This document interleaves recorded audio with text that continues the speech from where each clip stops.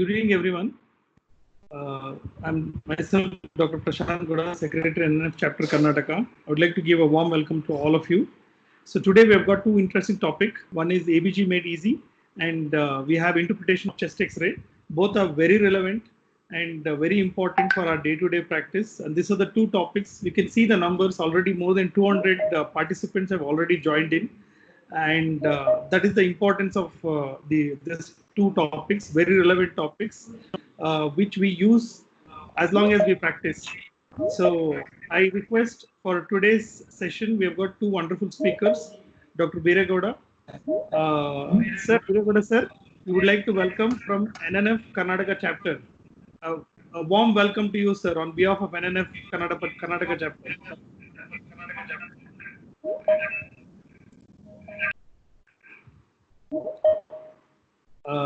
BEERE GOWDA sir, you can unmute yourself, and I request you to start the session. Dr. Dinakar sir.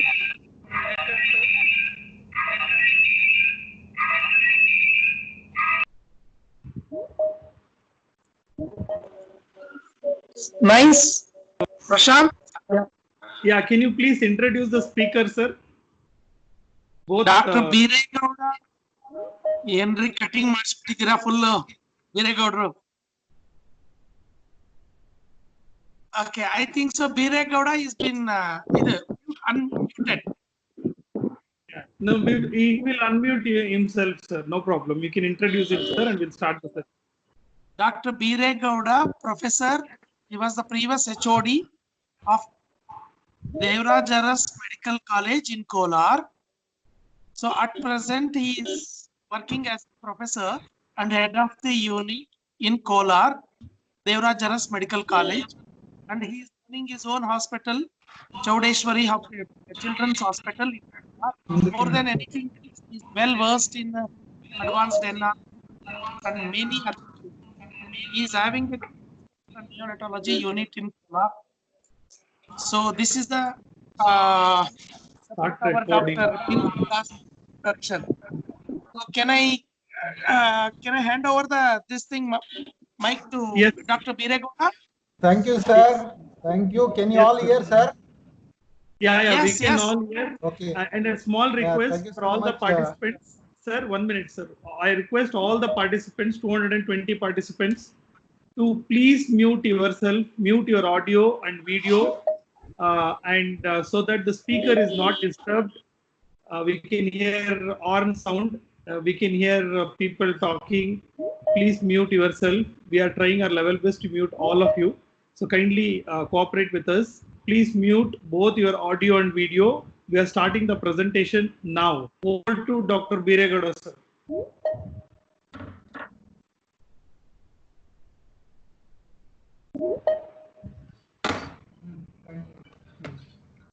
Thank you, sir. Dr. Dinakar, sir, thank you for the warm welcome. And at the outset, I would like to thank all the NNF members, especially Kotresh sir, Prashant Gowda sir, Dinakar sir, and Kishore Kumar sir, Bidri sir. I thank all of them because it's a wonderful effort, whatever things which is happening. It's not a small job. It's the biggest job, and it's the greatest job I can just. Thank you, sir. Let's start the session. Yeah, ABG made easy. Like ABG, as you just look at the values from the. Sir, unmute yourself, sir. Unmute yourself.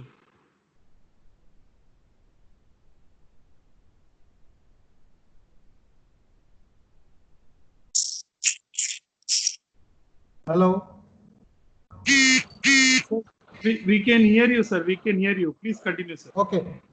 Thank you, sir. Like this life is just like this balance only. How this lady is balancing on the sky. So this ABG also is just a balance. Like our acid base is balance, which is happening in our body.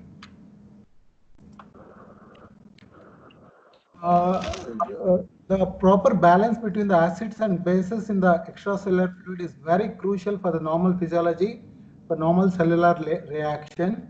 This chemical reaction are controlled by the kidneys and lungs. Let's look into certain terminologies, which is very important. What is pH is, it is actually a negative logarithm of hydrogen ion concentration. PCO2 is partial pressure of carbon dioxide dissolved within the blood. PO2 is partial pressure of oxygen and HCO3 is bicarbonate. I need to stress on to this point. When you just look at the pH, normal pH is between 7.35 to 45.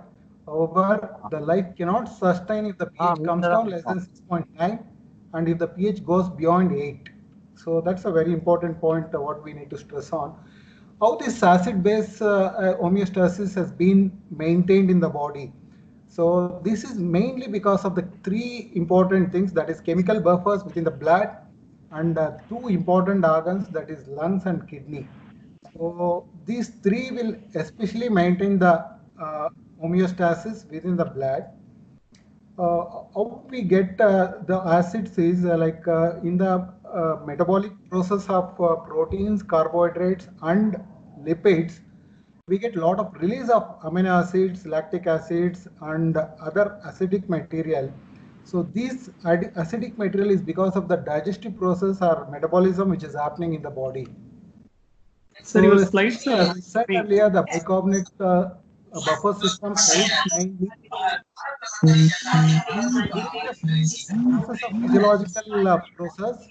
Bicarbonate buffer system, especially the plasma proteins. Sir, please unmute yourself, sir. Sir, your slides are not moving, sir. Unmute yourself, sir. Unmute yourself. Unmute yourself. And you cancel the slide and reshare the slide again, sir, so that it and put it in slideshow mode. Yeah. Restart this presentation again.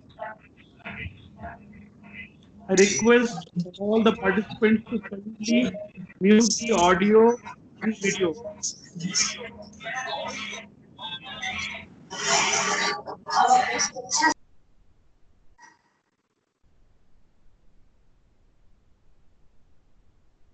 Yeah, we can see the slides now, sir. Please unmute yourself. And whenever there is too much of disturbance, we will mute all. At that time, if you get muted, please unmute yourself, sir, so that your presentation is not disturbed. You can unmute yourself, sir. I request all the participants to mute their audio and video and kindly not disturb the presentation. Over to you, sir. BEERE, sir. Yes, sir.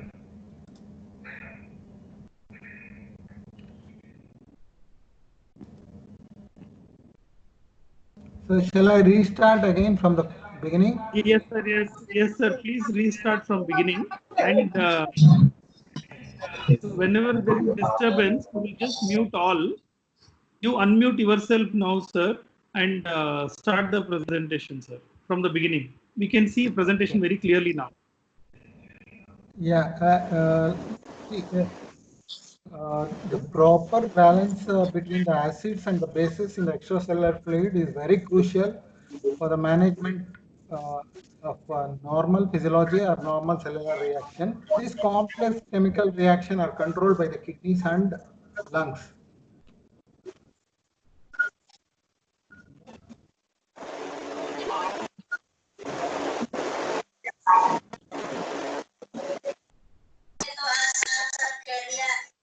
Lavana music.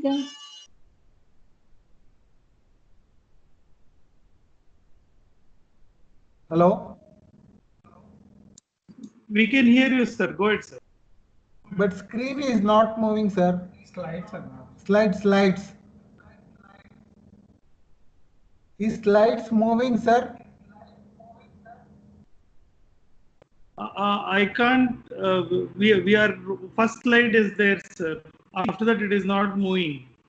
Sir, for me it is moving, sir, but akade alli move agta illa.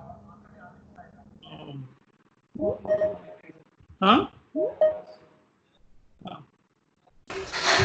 Changes you want me to make here, sir? Yeah, can you minimize the presentation, sir?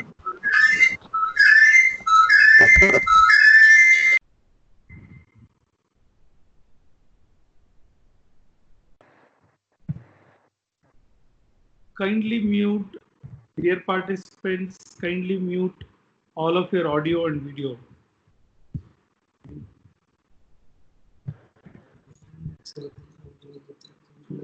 Right, so it's moving now. It's moving, sir. It's moving now. Yes, yes, yes.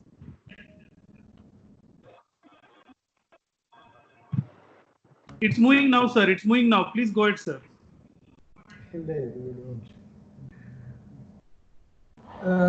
Sir, hello? Yes, sir. Can you It's continue, moving. It's sir? moving. Please continue, sir. Please continue. Looking into certain terminologies, these are the common terminologies what I am going to use further. pH, negative logarithm of hydrogen ion concentration, PCO2, partial pressure of carbon dioxide dissolved within the blood, PO2 is partial pressure of oxygen dissolved, and HCO3 is bicarbonate. To maintain the homeostasis, normally there will be pH is between 7.35 to 4.5. Generally, a person cannot sustain a pH below 6.9 and a pH above 8. Usually they can't sustain the life. Acid-base homeostasis is mainly maintained by three things, that is chemical buffers, lungs, and kidneys. So these three plays a major role. Among this, for the physiological things, these chemical buffers will try to take care of the things, whereas lungs and kidneys comes for the major issues when there is a problem. How we get all these acids? These acids will be released because of the digestive process which is happening in the body, because of the digestion of the protein, carbohydrate, and lipids. So this chemical buffers mainly is because of the bicarbonates which is there in the blood. Generally, this can be neutralized by the hemoglobin and certain plasma proteins. We need to know this equation, which is very important. Carbon dioxide and water will combine together to form a carbonic ion and bicarbonate, which is a very important here. Bicarbonate will be the negative anion, whereas one H plus cation will be released from the process of this. Generally, the carbon dioxide which is released in the tissues, it will be carried to the lungs in the form of carbonic acid and bicarbonate only. Then near the alveoli, it will just get released and carbon dioxide will go out. So this is the bicarbonate buffer system. This is the reaction, carbon dioxide and water combined together form carbonic acid, which will be traveled go to the lungs. Lungs again the reverse reaction and carbon dioxide which gets away. To summarize the things, bicarbonate and carbon dioxide is the major things which plays a role in managing the acid-base balance. Here we need to know one important thing, that is, this H plus ion is the main thing what we are going to bother here. So how to calculate this H plus ion is 24 into PCO2 divided by bicarbonate. So this again, the 24 actually is it is the mean of the value, and 24 into 40 divided by 40, totally it will come to 40. So going on next to the acid-base disorder, what are the indications? The main indications is identification and monitoring of the acid-base disorder, and in assisted respiratory support and shock, sepsis, renal failure, and suspected inborn error of metabolism. So before going into the exact evaluation of the things, let us know how to interpret ABG. So in the interpretation, we have totally 7 steps. One is clinical evaluation. Second one is evaluate oxygenation. Third one is assess pH, whether it's acidosis or alkalosis. Step 4 is whether the primary disturbance is alcoholic or and stepwise assessment of composition status, and next step is clinical or mixed disorder. These are the steps we are going to take. Initially, we need to know clinically what kind of problem is there. So let's say example, if there is a respiratory complaints, so if there is a respiratory distress is there, probably ABG interpretation should go in favor of respiratory pathology only. However, it may not be the same thing all the time. Looking into the normal values, these are the three main important things: pH, PCO2, and bicarbonate. The normal pH is between 7.25 to 7.45. Carbonate PC is between 35 to 45, and bicarbonate is between 22 to 26. If you just look at one ABG value, first and foremost thing is to know pH. So what has happened to the pH here is the pH is 7.25. We need to check whether internal consistency of the pH, whatever which has been done in the laboratory, is correct or not. Okay.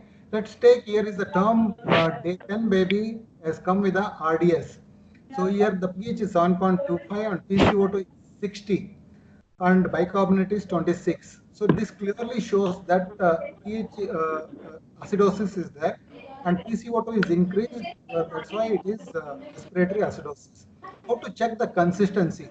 So this is being given by the formula H plus is equal to 24 into PCO2 divided by bicarbonate minus 20. This is the formula which is being derived from this is the formula which is being derived from Anderson-Hasselbalch reaction. This is the simple formula.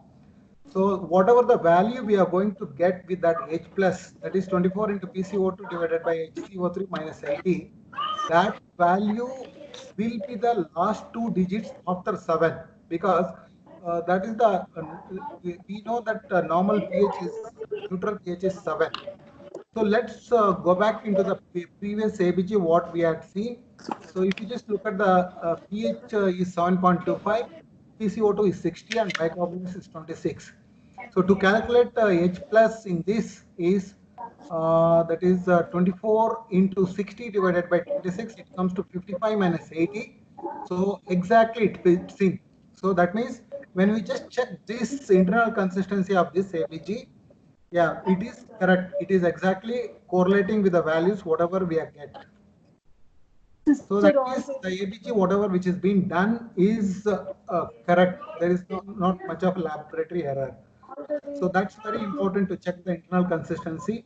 Next, moving on further, assessment of the primary component. After we check the pH, and we will move on to the primary component, whether is there any problem in the respiratory or metabolic. Generally, if there is a mild physiological range, the buffer system which is present in the blood will usually neutralize. So whereas if it is not able to neutralize, that means there is some problem in one of the organ, either in the respiratory or in the metabolic component. What we need to understand here is, in primary respiratory disorders, pH and PCO2 change in the opposite direction. So whereas in primary metabolic disorder, the pH and bicarbonate change in the same direction. So this is the very important thing. To give an example, in respiratory acidosis, pH decreases whereas PCO2 rises. Okay. Similarly, in respiratory alkalosis, pH increases and PCO2 decreases. To just look into the assessment of the simple basic disorder, here what has happened is, let us consider PO2 is normal in all these things. We will not consider PO2 as of now. So we will take only three aspects, that is pH, PCO2 and bicarbonate. Okay. So in the first one, the pH is normal and all the values are within the normal limits. That is PCO2 is between 35 to 45 and the bicarbonate is between 22 to 26. So in the second ABG, so where the pH is low, that means initially once we just check pH is low, so it is acidosis.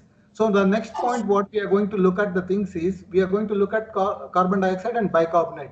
If we just look at the carbon dioxide in the second value, it is 55. So that means it is going in favor of respiratory acidosis. So that means bicarbonate is normal. So the second value goes in favor of respiratory acidosis. Similarly, the third one, so 7.49 is there. which is above 7.45, that means it is alkalosis. Look back again into the PCO2 and bicarbonate, where we could see that PCO2 is it has come down to less than 35 and bicarbonate is normal. That's the reason it's respiratory alkalosis. Moving on to the next one is where pH is 7.18 and PCO2 is 40. pH 7.18 is acidosis. Again, PCO2 40 is there where it is normal and bicarbonate is decreased. Bicarbonate, that means it is metabolic acidosis. So moving on to last example, what we have here is pH is 7.60 and PCO2 is 45, which is normal. Again, bicarbonate is increased, that is about 26. That means it goes in favor of metabolic alkalosis. So this is a simple acid-base disorder where we can evaluate and find out what is the problem and whether it is metabolic acidosis or respiratory component or metabolic component, either acidosis or alkalosis. Moving on to compensation, see, generally compensation will take little time. So here, pH, if it is abnormal, so look for the bicarbonate and carbon dioxide. With one of the acid-base component abnormal, we call it as uncompensated. That means pH is still not become normal. So whereas when the pH moves towards the normal range, so either being bicarbonate or carbon dioxide being abnormal, so if the pH moves towards the normal, that means it becomes a compensated disorder. So let's move on to the case number 2. Here, Microsoft must. as I said, a clinical evaluation.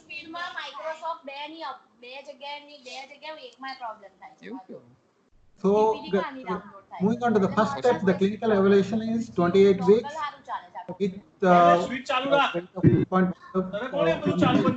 mild respiratory.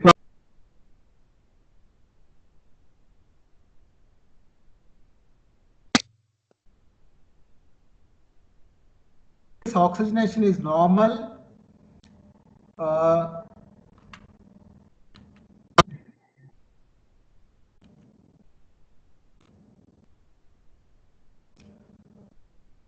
So as I said, clinical evaluation goes in favor of respiratory problem. Second one is PO2 was normal, that is oxygenation is normal, and pH 7.21, definitely it is acidosis. And here PCO2 is high, that means it goes in favor of respiratory pathology. The problem is in respiratory pathology. And looking into the bicarbonate, still normal value, it has not moved further either towards the compensation. So that is the reason there is no compensation in this disorder. So base excess is normal in this case. So that means compensation is still not has happened. So that means the final diagnosis is uncompensated respiratory acidosis. The general causes will be respiratory pathology. In this case will be RDS, pneumonia, asphyxia, or obstruction of the airway tract. So this is one analysis where we looked into the uncompensated respiratory acidosis. So for the compensation, what are the equation we have? See, for compensation to happen, if there is a respiratory pathology, for every change of PCO2 of 10 millimeter of mercury, in an acute acidosis, we have bicarbonate of 1 milli equivalent, whereas in chronic acidosis, we have bicarbonate increase of 4 to 5 milli equivalent. Whereas in alkalosis, we have decreased bicarbonate for every change of carbon dioxide of 10 millimeter of mercury by 2 milli equivalent. In chronic, it is same as acute only. So that means what is the equation we can remember here is 1 in acidosis, 2 in alkalosis change, which is going to happen with the bicarbonate. Whereas in chronic acidosis or alkalosis, the bicarbonate changes respectively in the quantity of 4 to 5 milli equivalent.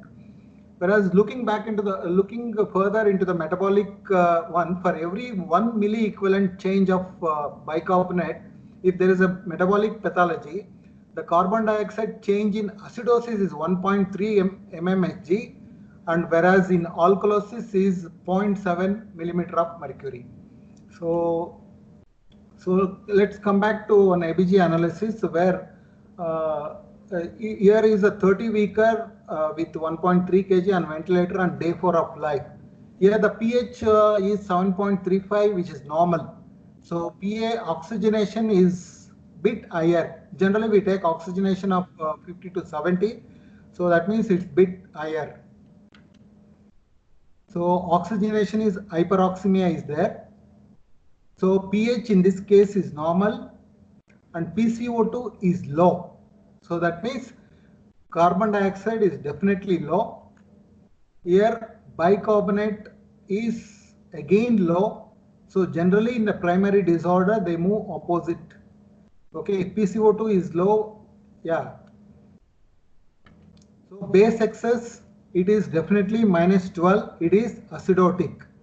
So that means this is clearly fully compensated metabolic acidosis with hyperoxemia.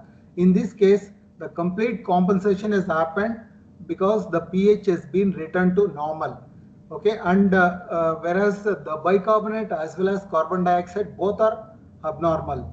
Okay, so why we call this as metabolic acidosis? Why not respiratory alkalosis, which has been corrected? So generally for correction, it will for any correction to happen, never it will over correct.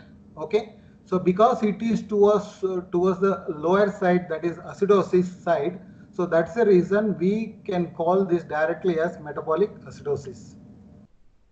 The general causes for this metabolic acidosis is like underperfusion, hypothermia, anemia, hypoxemia, sepsis, or in some cases of late metabolic acidosis, inborn error of metabolism also can have a metabolic acidosis. Moving on to further next ABG analysis, here is a clinically 28-weeker with severe respiratory distress referred at 2 hours of life. Okay, so here oxygenation is normal. So pH is low, we can call this as acidosis. PCO2 is high, so that means pH is low, oxygenation is normal, PCO2 is high. So again respiratory acidosis. So again bicarbonate is low here. Generally bicarbonate should rise when there is a respiratory acidosis.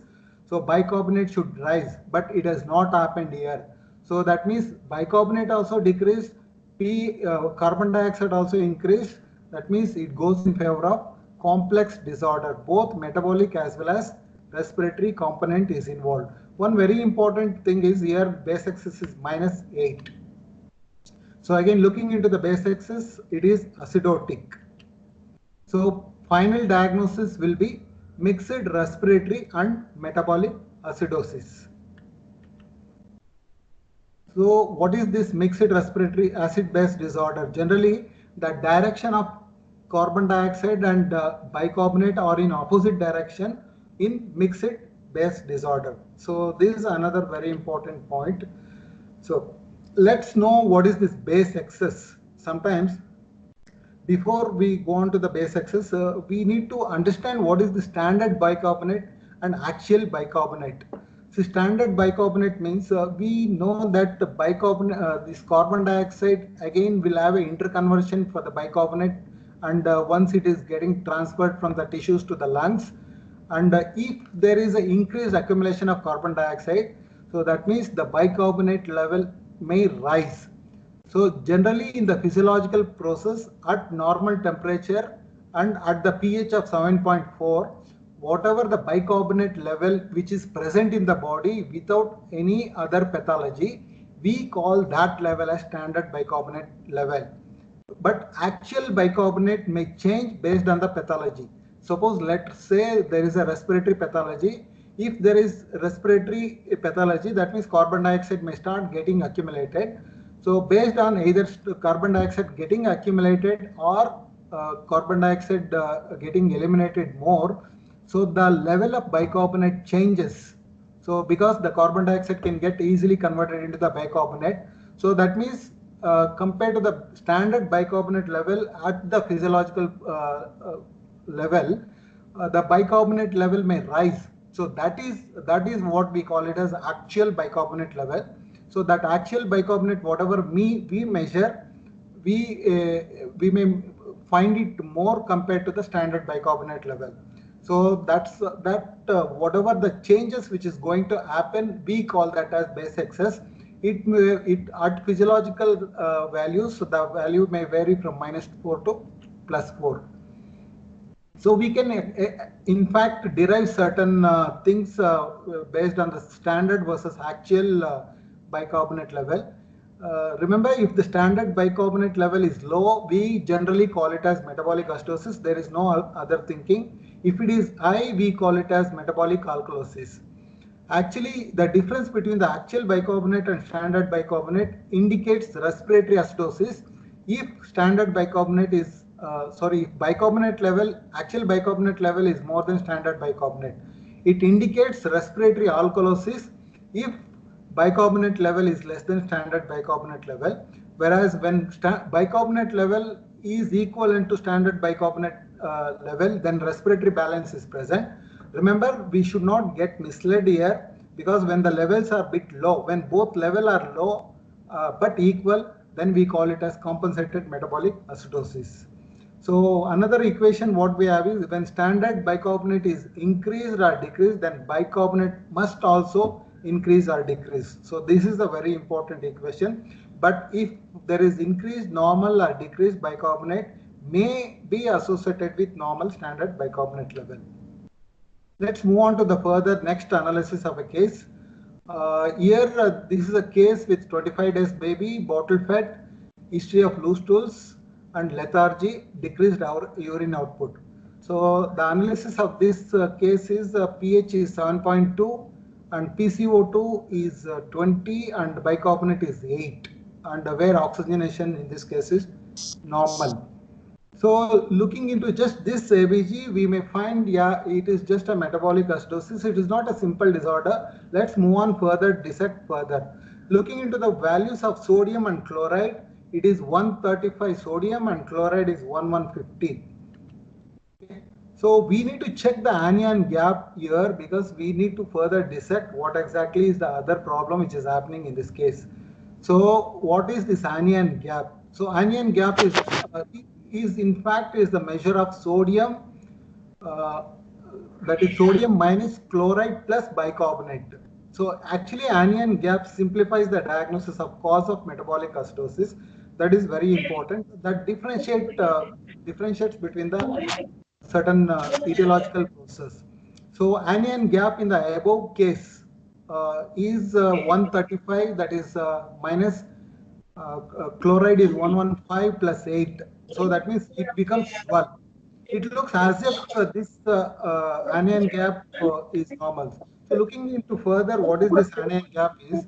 This is nothing but unmeasured anions versus unmeasured cations. So what we need to understand by this anion gap is that in the body there will be equal number of cations as well as anions.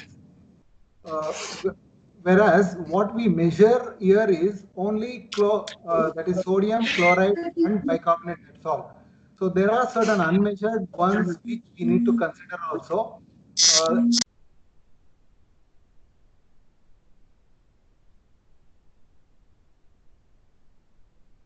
So the normal anion gap will be up to 12. So moving further, what is this albumin corrected? That means we know that sodium chloride and bicarbonate alone may not give us a clear-cut anion gap. So moving further on to the albumin corrected anion gap, it is the equation where anion gap plus 2.5 into normal albumin minus observed albumin. In the above case, the observed albumin, what was given was 1.3, where we know that normal albumin, what we take is 4.5. So correcting back with the anion gap, whatever the ABG we saw earlier, so that means it comes as 20 milli equivalent. So this is very important, where the anion gap is being increased. So why I was talking to you people that anion gap increased and normal anion gap. So these are the causes where there is anion gap more than 12, hypoxia, hypothermia, and shock, sepsis, all these causes we can know. If there is a normal anion gap, renal tubular acidosis, GI losses, and renal failure. So what is this delta ratio? This is also very important. This delta ratio will give us more picture about the metabolic problem, what is happening. So sometimes if there is a mixed disorder, so we will not get to know with the things whatever we calculated earlier. Further to know that, probably we need to know the delta ratio. So the delta ratio is being given with the anion gap minus 12 divided by 24 minus bicarbonate.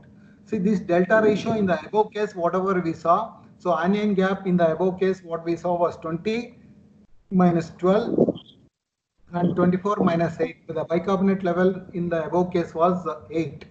So that means it comes to 0.75. So 0.75, the ratio, whatever we got.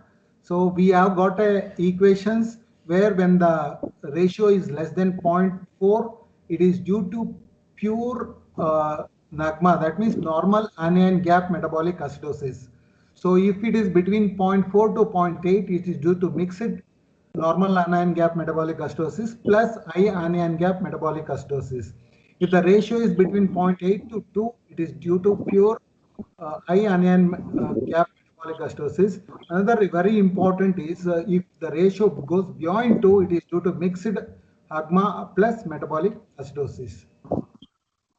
Further, moving on to the next case, let's take this example. It is very important here. If you just look at the clinical scenario when analyzing the case, here it is a term baby with a 5 days baby, meconium aspiration syndrome on ventilator.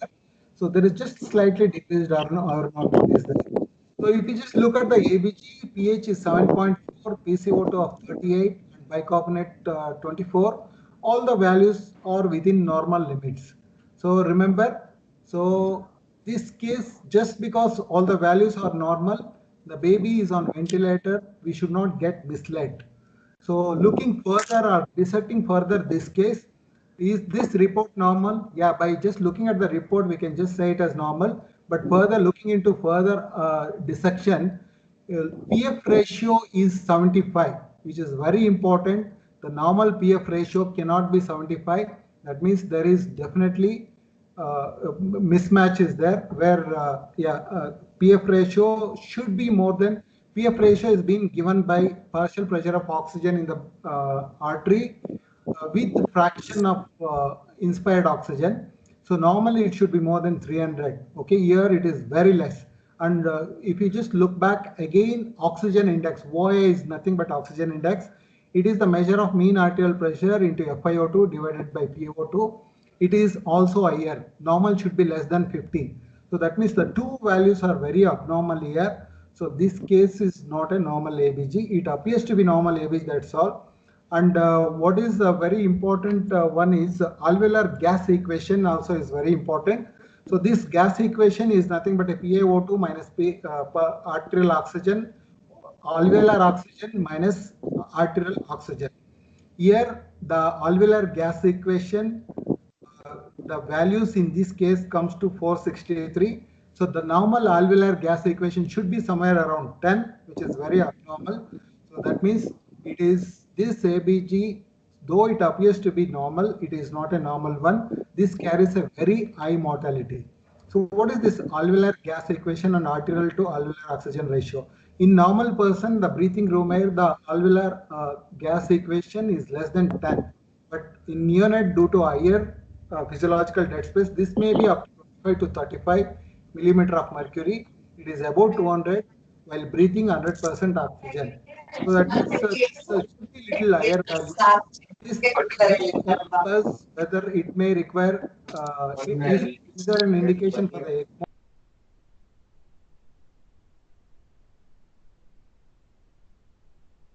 If the alveolar gas equation values is very high, the risk of mortality also is very high. So whereas there is one more advantage, one more equation is there where the advantage of using arterial oxygen concentration versus alveolar oxygen ratio is that instead of alveolar gas equation, it does not change with the varying inspired oxygen concentration. In healthy person, the ratio of alveolar versus arterial is more than 0.8. In infants with severe RDS, the alveolar versus arterial oxygen ratio could fall as low as 0.1 to 0.2. In addition, higher arterial PCO2 values indicates reduced ventilation as the BP recovers from the RDS. The alveolar versus arterial oxygen gradient gradually improve from 0.1 to 0.3 to normal. The normal values is 0.7 to 0.9. A value of 0.22 of arterial to alveolar oxygen ratio is an indication for administration of surfactant. So further moving on to certain physiological things which is very important. Here if you just look at this case scenario, it's a 28-weeker preterm day 1. The pH value is 7.26. So PA partial pressure of oxygen is 60 and PCO2 is 55. So where it appears to be little abnormal. So what is very important is in extremely premature babies, we go in for targeted blood values where the pH can be in a 28-weeker, the pH can be more than 7.25 and PCO2 should be between 40 to 50 and the partial pressure of oxygen between 45 to 65. So this is the very important one where when we are treating extremely low birth weight preterm babies. In a practical workup, which is very important, site of blood gas also is very important.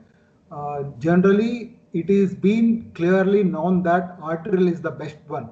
Okay, sometimes when we are not able to take it, yeah, capillary we can have the sample, whereas it is not advisable to have venous. So whereas capillary almost equates, but it is not exactly the arterial. But PO2 in the capillary is bit unreliable, whereas in venous the values of pH will be little lower and PCO2 will be little higher and PO2 will be little lower. So the very important thing in venous one is PO2 and PCO2 are bit changed compared to the arterial one. So venous is not exactly recommended one.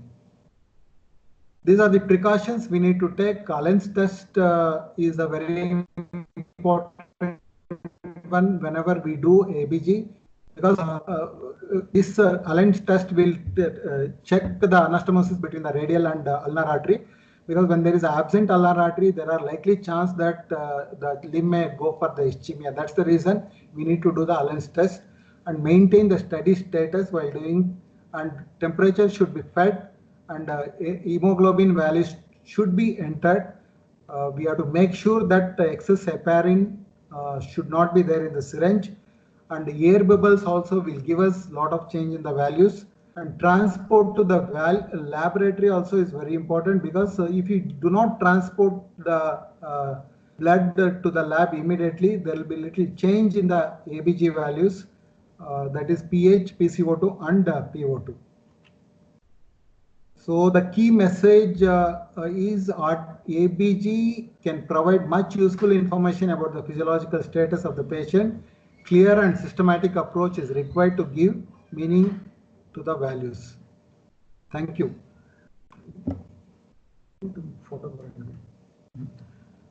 Thank you, sir. I think that will end the session. Thank you, Prashant. sir. Thank you, sir. Yeah. Wonderful session, sir. So thank you all the participants for kindly cooperating and muting yourself.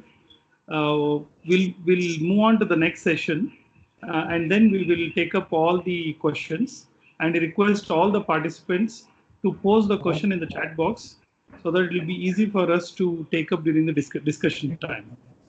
So thank you once again. Thank you very much, Dr. BEERE, sir. We'll move on to the next topic. Yes, sir. Yes, sir. We'll move on, sir. Yeah, kindly stop sharing. Dr. Shriyan? Sir, I'll get the things now, sir, in this slide only, or should I have to change anything? No, you can stop sharing. Just the share is there, no? Stop. Or Shriyan, you can start sharing. Click on the share. That. Okay, yeah, sir. Correct. Yes, thank you. Shriyan? Questions. Hello. Questions will take up later. Dr. Shriyan?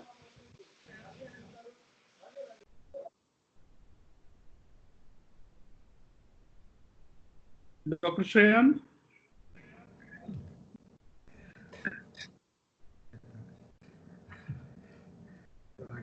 Prashant, please call him. Call him. You have his number. Yeah. We are calling.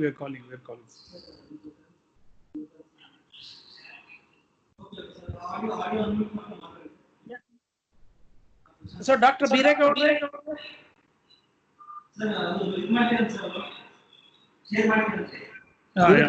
Sir.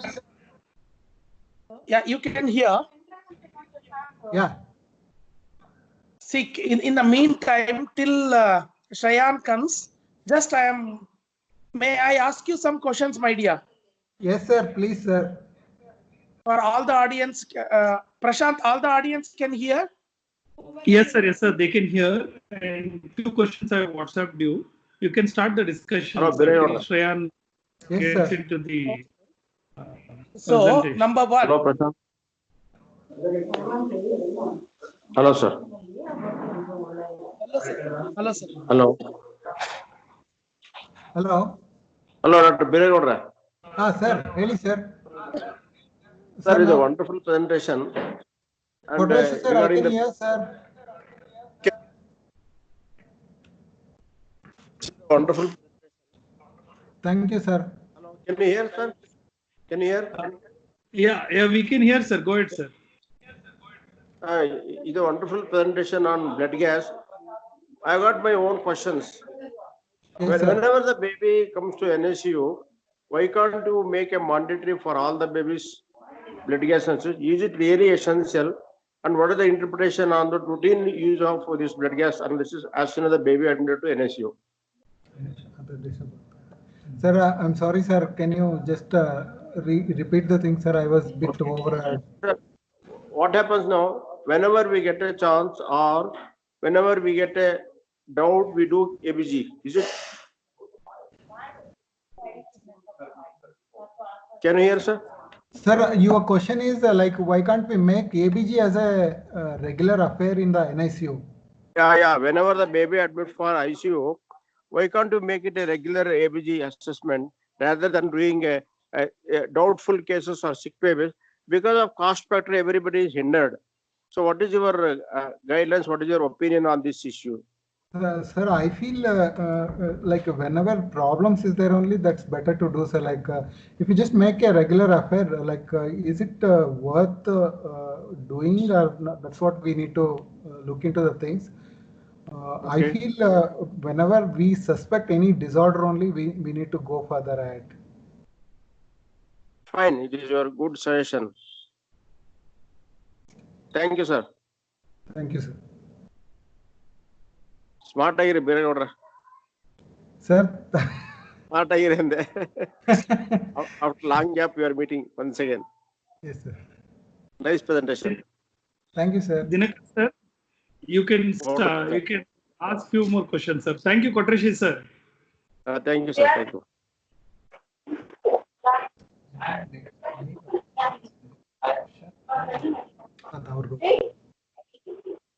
BEERE GOWDA.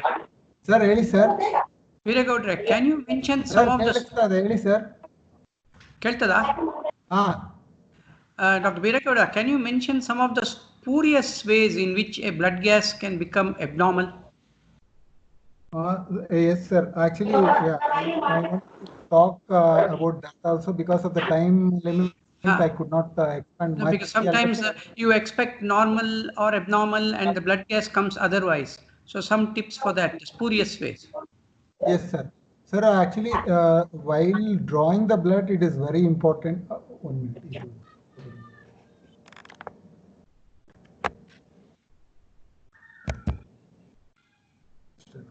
So can you all hear, sir? Yes, yes. Okay. So while drawing blood, there are very important things that we need to maintain steady status, as I said. And site of the blood where we are drawing also is very important. And third thing is when we draw immediately, we need to send the blood to the laboratory. Let's say we are delayed the blood by 10 minutes. So that means 10 minutes or more than 10 minutes, we need to store that blood in -4 degrees. Otherwise, what will happen is the values will keep changing because the blood, whatever we have drawn, is alive. It is not completely dead. The cells in the blood will be still living. They'll be utilizing the oxygen and they'll be releasing the carbon dioxide also. So the changes what we can take, suppose if the blood has been drawn, which has been kept for long duration, in normal temperature, suppose where the facilities is not available, it has been kept outside, the values will change by 0.01. Whereas if the pH will change by 0.01, whereas the oxygen also changes will have by 0.0001. So the certain changes we need to add and interpret the ABG. That's very important there. And again, if there is a air bubble, let's say there is a air bubble which has been drawn into the syringe, there also the oxygen value may become very abnormal. I think in my presentation I was I initially told that we need to check the integrity of the hydrogen ion. So once we check the integrity of the hydrogen ion, we know that ABG is correlating well. That means abnormal lab errors has not happened. And one more important is we need to draw the blood through, it's better to draw the blood in a glass syringe rather than plastic one. I think nowadays glass syringes are a bit going down. So we need to practice drawing the blood through glass syringe only. I think if you follow the methodology, probably we can avoid all those values. Thank you. Yeah. Thank you, sir. One good thing is to always note down the saturation from the saturation monitor in the notes whenever you send a blood gas, so that you know whether the blood gas result will match with the saturation monitor oxygen saturation roughly. It's a good idea always to write blood gas sent in bracket saturation was at that time. So another practical one is whenever we draw blood, we need to enter what time we have drawn. Sometimes we may forget the timing. So we have written the timing, we know what time blood has been drawn, what time it is being sent. Sir, hello. Yes, sir. Can I speak, sir? Hello. Yes, sir, I can hear. What is the significance of the pH when it is higher on the higher side? If it reaches 1.5 like that. Sir, I'm sorry, sir, like it's not clear, sir. Can you repeat? What is the significance of the pH when it reaches higher side, that is 7.5 or like that? Sir, voice is very low, sir. Sir, what is the significance when the pH goes very high, sir? 7.5 or like that above? He is asking what is the significance. Sir, can Prashant sir repeat the things if you can hear?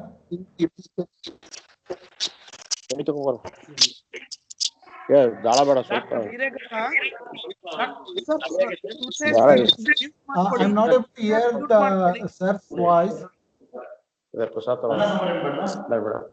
No, his question was, what is the significance of pH if it is above 7.5? Sir, if the pH has gone above 7.5, like we need to in terms of either metabolic or respiratory alkalosis. Generally we come across these kind of things, especially when the baby is being ventilated with the increased respiratory rate or where the settings has not been checked. So this is the common thing which is going to happen.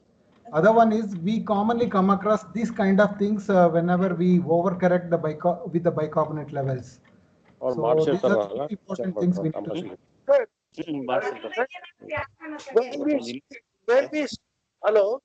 When we squeeze the lid, collect this.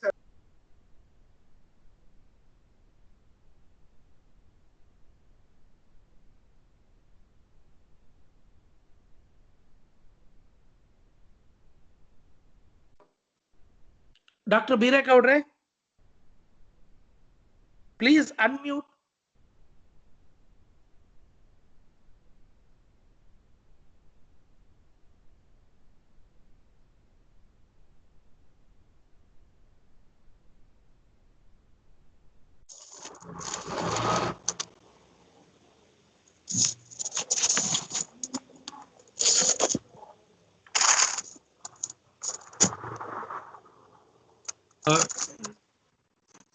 BEERE Gowda sir, please unmute yourself. Please unmute yourself. And I request all the participants. First, Dr. Dinakar sir will ask all the questions which has come to him. After that, we will allow one by one. Sir, Yeah. when we squeeze the limbs too much, what error it will lead to? Prashant, what about the next session? It will start. It will start in a minute. It will start in a minute. Meanwhile, you can clear the.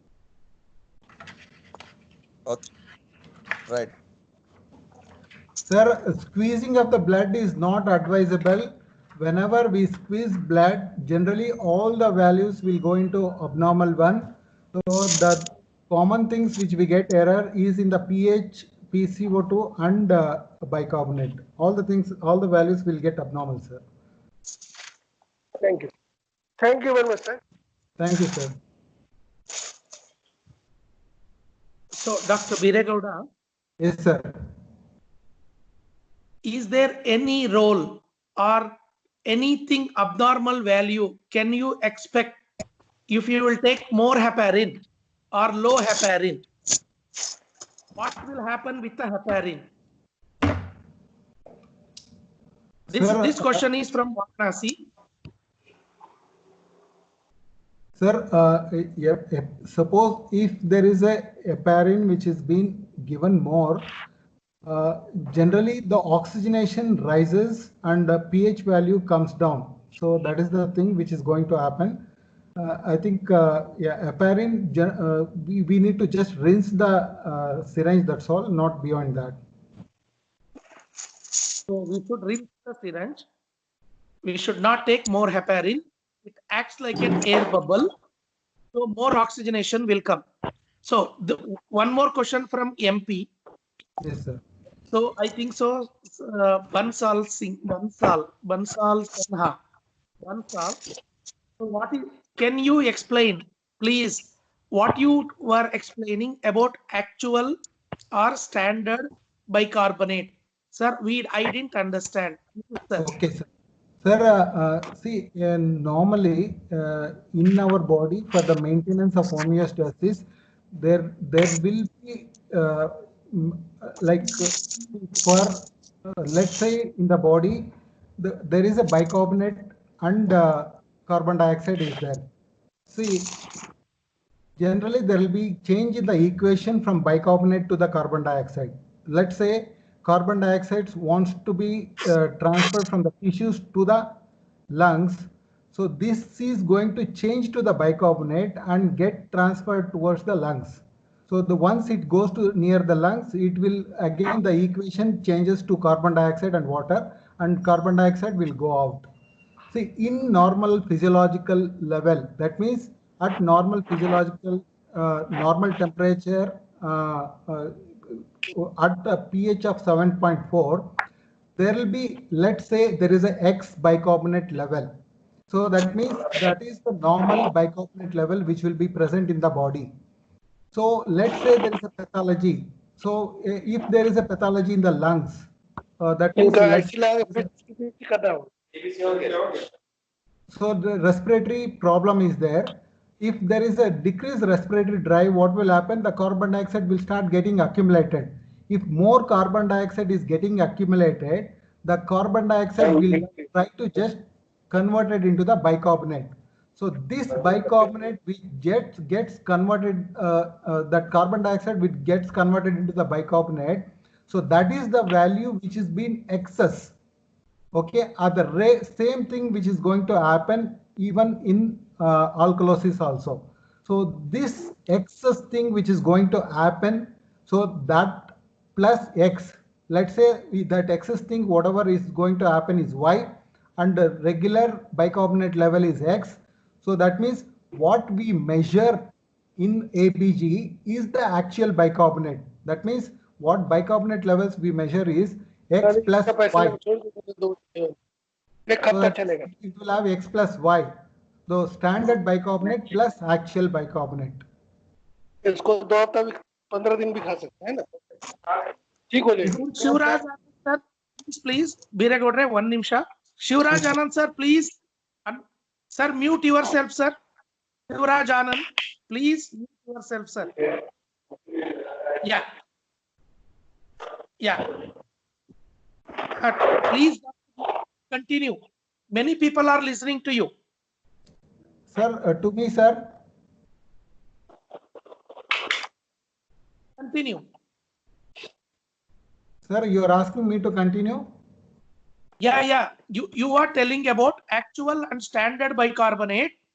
So Okay. there are 4 questions.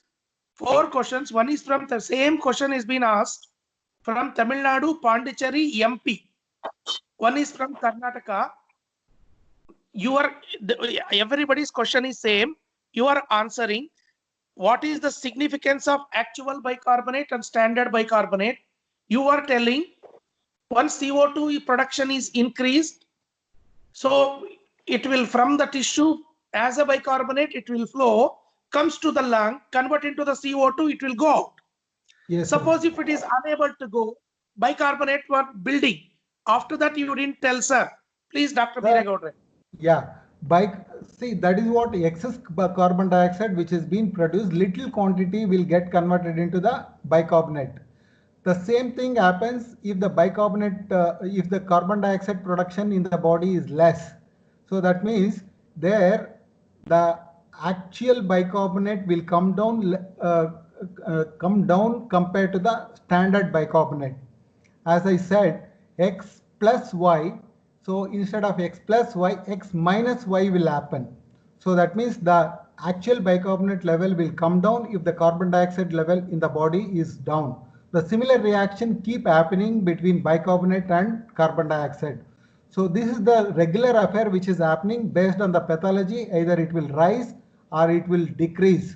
If the pathology is too severe, the rise may be too high also. So that means the actual bicarbonate, let's say the standard bicarbonate is 22. The actual bicarbonate sometimes may measure 24 or 27. If the actual bicarbonate is 27, that means excess base is there. So that means whatever the carbon dioxide has got converted into the base, and that level which will be there is what we are going to measure. So is it clear, sir? Understood? Yeah. So in short, standard bicarbonate, that means what is there. Actual bicarbonate means what is there in the blood. Yes, sir. Standard Suppose bicarbonate is the one 22, which should have been there normally at physiological status. Dear BEERE Gowda. Yes, sir. Now standard bicarbonate is 22. Yes, sir. Because I am getting once again query question mark. So I am just pulling till that Prashant Gowda comes. There are another 5 questions are there. See, standard bicarbonate is 22. Now actual bicarbonate is, it is 18. What is the inference? Sir, standard bicarbonate, let's say it is 22. As you said, actual bicarbonate is 18. So 22 and 18, that means the base is being reduced. That means the bicarbonate is got converted and thrown out of the body as carbon dioxide. So that means the base is minus. So it is negative. Yeah, so it is negative.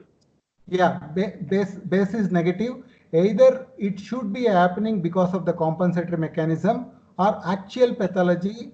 That inference goes more in favor of a respiratory pathology where the compensation has happened from the metabolic side. So in your talk, you are talking about mixed disorder with the actual and the standard. Can you explain, sir? It is, this question is from Punjab. Sir, actually, see, in mixed disorder, Whenever generally in normal cases, what will happen is when there is a carbon dioxide elevation. So that means let's say there is a respiratory pathology. Carbon dioxide is getting elevated because of the respiratory pathology. Once carbon dioxide is getting elevated, the bicarbonate should also get elevated to combat the acidosis what is happening because of the respiratory pathology. That means pH is going down to the acidosis because of the respiratory pathology where carbon dioxide is getting elevated. Sometimes what will happen is this bicarbonate also may start reducing. So that means if the bicarbonate also is reducing, the carbon dioxide also is getting elevated. That means the pathology is in the both the sides, metabolic as well as in the respiratory. So that means this we call it as respiratory as well as metabolic acidosis. This we call it as mixed disorder. The problem is existing in both the places. So generally what will happen is if one organ is in trouble, other organ will try to support and bring back the pH normal.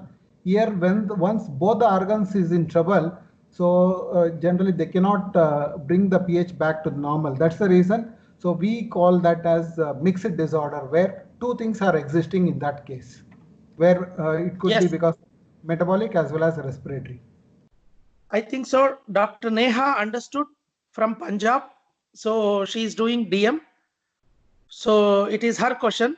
Thank you very much. There is one, Dr. Prashant, whenever you are done, please tell me. I can stop because there are another 3 questions are left. Dr. BEERE GOWDA, are you ready? Please, can you take the questions? Yes, Prashant GOWDA is there? Yes. Yeah, please. In neonatology, have you seen other than anion gap? Have you done any time delta anion gap? So wait 1 second. He has typed in English. Zarurat. Okay. Zarurat pade kya? I don't know. Okay. Zarurat pade kya? Something he has. I think so. What he is asking, do you think in neonatal NICU, delta anion gap, is it necessary? Probably what he is telling, he wants to ask that.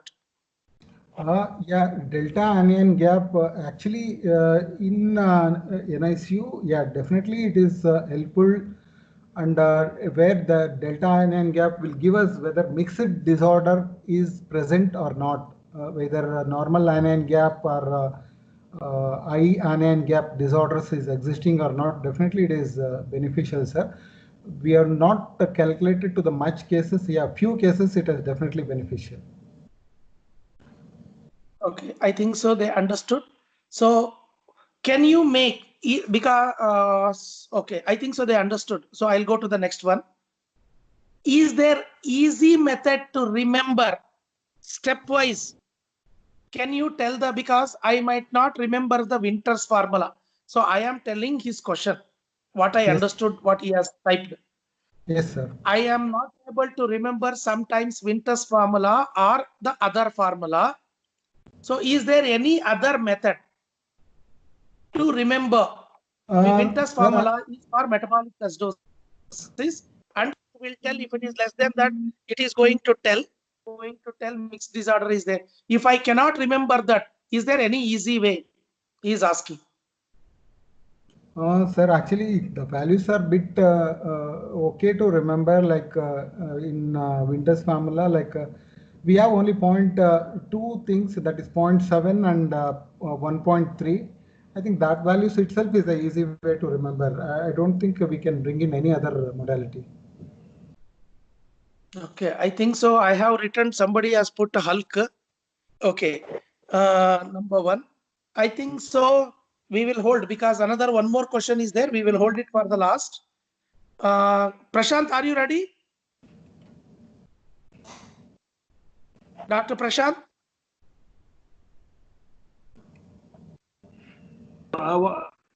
1 second, sir. 1 second, sir. Okay, then you can add one more question. No problem. No problem. Yeah, last question is there. I'll ask.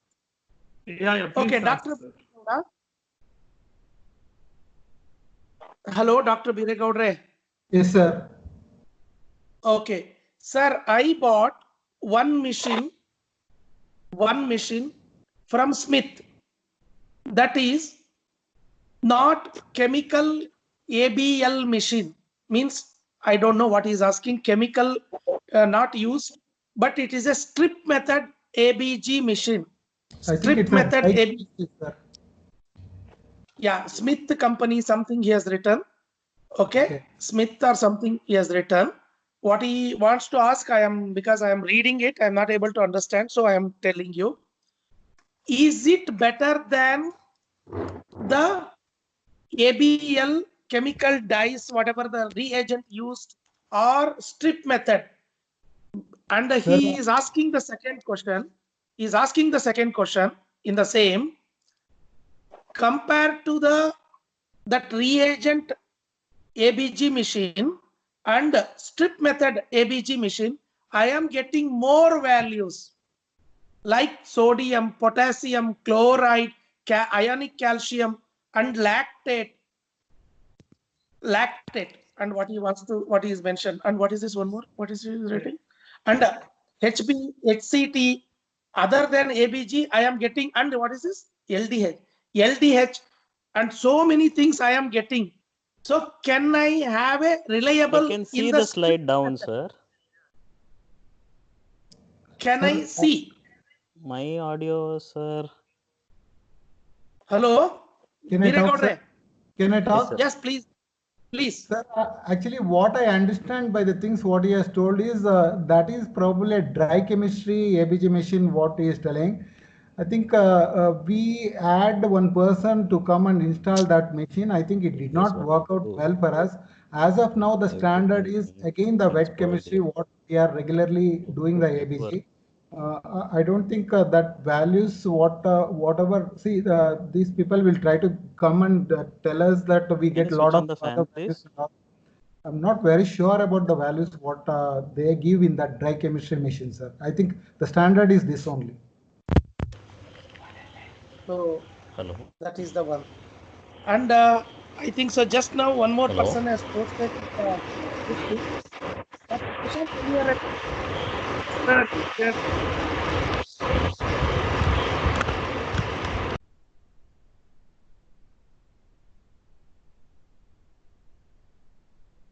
Dr. Shriyan, you can unmute yourself. Dr. Shriyan, you can unmute yourself and start the presentation. Yeah, present.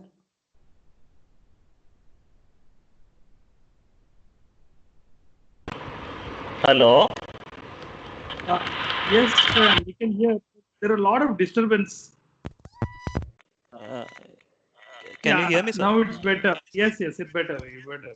Okay. Please go ahead. Really sorry for the delay.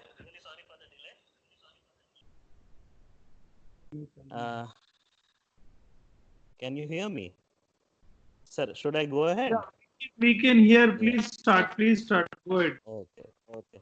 At the outset, I'd really like to say really sorry. I think we just messed up with the network due to the rains over here in Bangalore.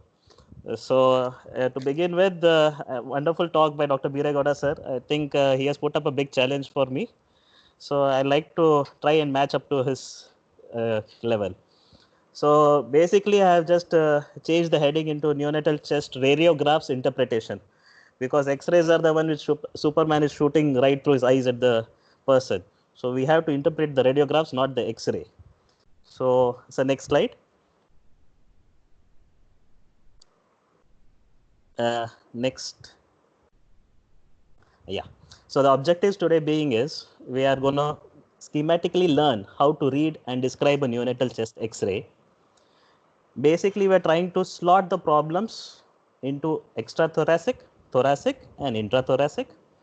In neonates, we generally are dealing with more of your intrathoracic causes, which vaguely we can again classify it as a medical and a surgical.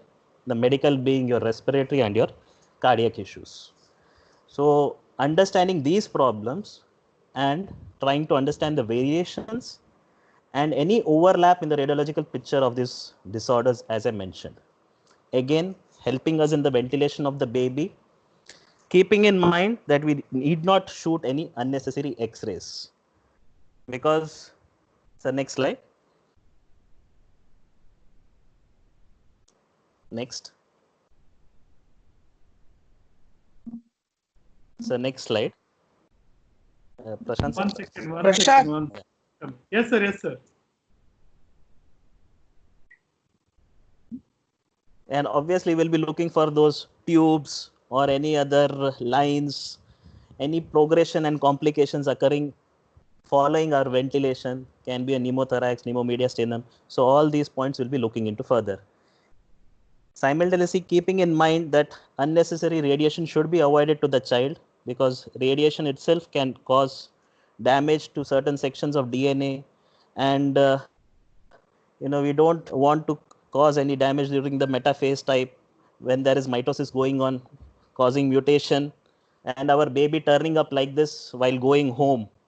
So we are very well aware that radiation can alter cell function, cause cell death and cancerous changes. Again, radiosensitivity changes accordingly depending on the tissues. So hence, certain elements of radiation safety that we have to look into is, one thing is what we say as a ALARA principle, that is as low as reasonably achievable. So in this, we take into consideration that radiosensitivity of tissues are different depending on number of cells, undifferentiated cells they have, and degree of mitotic activity occurring in. Hence, hematopoietic and gonads are most sensitive, whereas the CNS, liver and thyroid tissues are relatively radio resistant. So keeping that in mind, what do we understand about that ALARA principle? Always we come across the radiation X-ray technician trying to shoot an X-ray, trying to focus it with a square window with a cross sign in it. So that is what we say as a centering point and the collimation. Collimation, basically it means in the general sense that trying to cover as minimal as possible, which is our study field that is required to us. That means when we are shooting an X-ray, we need not, if you're looking for a chest X-ray, we need not unnecessarily involve the lower part of the abdomen, the limbs, the head. So we should keep that in mind. Again, care should be taken is for the asepsis. Now corona is everywhere, not just corona, microorganisms are everywhere. So take care of asepsis, avoid hypothermia, make sure there is no rotation. So this is a very tricky thing because you need adequate help. You need somebody holding the baby up, down, sedation, and lead apron for the holder also as well. And all unnecessary personnel should be avoided in the ICU when the X-ray is being taken. Even though they say that around 2 to 3 meters is a reasonable distance. So next. Next. So what do we see? Basically, to understand, we are looking at 5 radiographic densities in the X-ray. Air being black, fat is dark gray, fluid is lighter gray, bone is white. Whichever is bright white is something as an object or a metal in the X-ray film. Next. Next. It's happening. It's a little slow on my team. Okay. Okay. Yeah. So basic pointers that we need to remember is when we are shooting neonatal X-rays, usually the baby is lying in a supine position in the ICUs. So we tend to have a AP film and lateral film as when we suspect something which is like a pneumoperitoneum, pneumomediastinum or a pneumothorax, we might have to shoot a lateral film. Now regarding positioning and immobilization, as I told earlier, immobilization is a very difficult task. Positioning accordingly, baby, if it is relatively sedated, well and good. Now what do we read and how do we read the X-ray? So basically when we are reading the X-ray, we have to identify the film, that whom does it belong to, which and where it was taken for. The view we have to understand, look at the markings left and right, we have to check the rotation, exposure, identify the bones and soft tissues if you are coming out to in, look at the lungs, inflation, estimate the inflation, look at the infiltrates, look at the trachea and bronchial bifurcation, the angles, that being the cardiophrenic as well as your lung angles, vascularity of the lung. You look at your cardiac silhouette, that is the size and shape. I think this meme has taught us a lot during this period that views definitely matter. That's why the lateral view or AP view, we should be careful which view we are asking for. The next.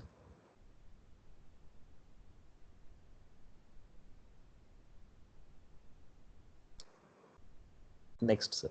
Yeah. This is an X-ray. It belongs to a 680 grammer, which I think is just now 48 hours old. So I specifically put this because I had tend to shoot a PA X-ray because the child was lying in a prone nursing position. So you can relatively make out the difference. What do you see when you're looking at an AP view and a PA view? Now the scapula will be lying posterior laterally away in a PA view. Here the scapula is pulled away.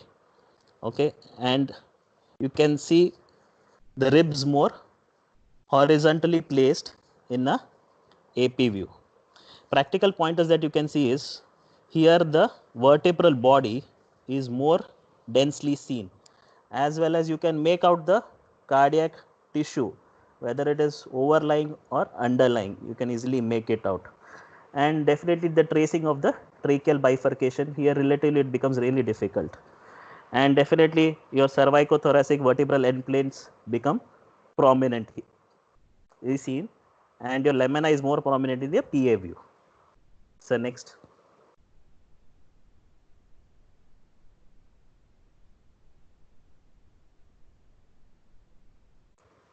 Again, as I mentioned, your PA versus your AP view. When you're taking a anterior posterior view, so your heart is going to relatively look bigger in size. There is an apparent cardiomegaly because as you can understand the radiations coming from over here in front, it will form a broader and a bigger image on the plate which is posted posteriorly. Next.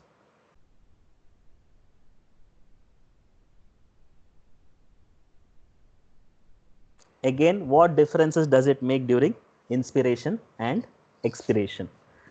Now, to shoot an X-ray for a baby during inspiration and expiration, you will have to think whether you have to shoot it during your crying or when the baby is quiet.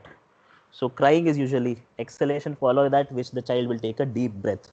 So, well-trained technician would be able to time it appropriately. As you are well aware that while during inspiration, the movement of the ribs is more like your bucket handle movement. So if you're shooting a film during exhalation, there will be more rib crowding, your lung volume will be low, whereas the diaphragm is moving up. Whereas during inspiration, you can see the diaphragm has moved down, your ribs are little straightened out, and there is a well aerated fill. So next.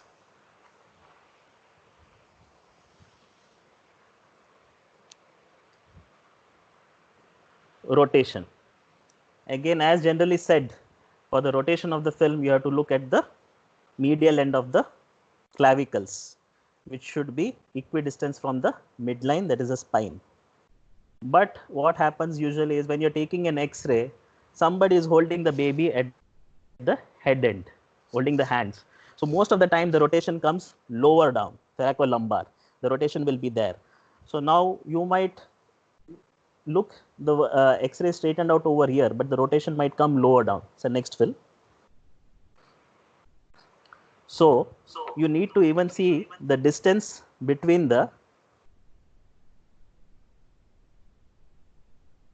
next. So you need to see the distance between the fourth ribs, so next, both sides, lateral borders, and also between the 8 ribs to the lateral borders. You will easily come to see there is a slight difference in the length in each side. So still there is a rotation over here, even though apparently it looks a really well-centered X-ray. So basically whichever side is the larger side, that side is the rotation. So next. Yeah. Now regarding exposure. Exposure.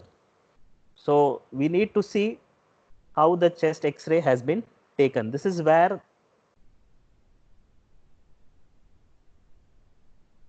hello. We can hear you. Please Hello. go ahead. Can you hear me, sir? We can hear Hello? you. Yeah. We can hear you. We can hear you. Please So go. regarding exposure, now since we are coming across many digital X-rays, so most of the times, many of the machines have a preset exposure value and preset exposure time. So your power being somewhere between your 60 to 70 kilowatt, as well as the time being set between 0.5 to 1.5 milliampere second. So now if you are looking at a overexposed X-ray, you can see here well enough, the soft tissue becomes darker. It looks even more darker. Your retrocardiac vertebrae are more easily visible, and your bones look as if it is disappearing. If you are looking at an underexposed X-ray, everything will look as a whitened out X-ray. So next.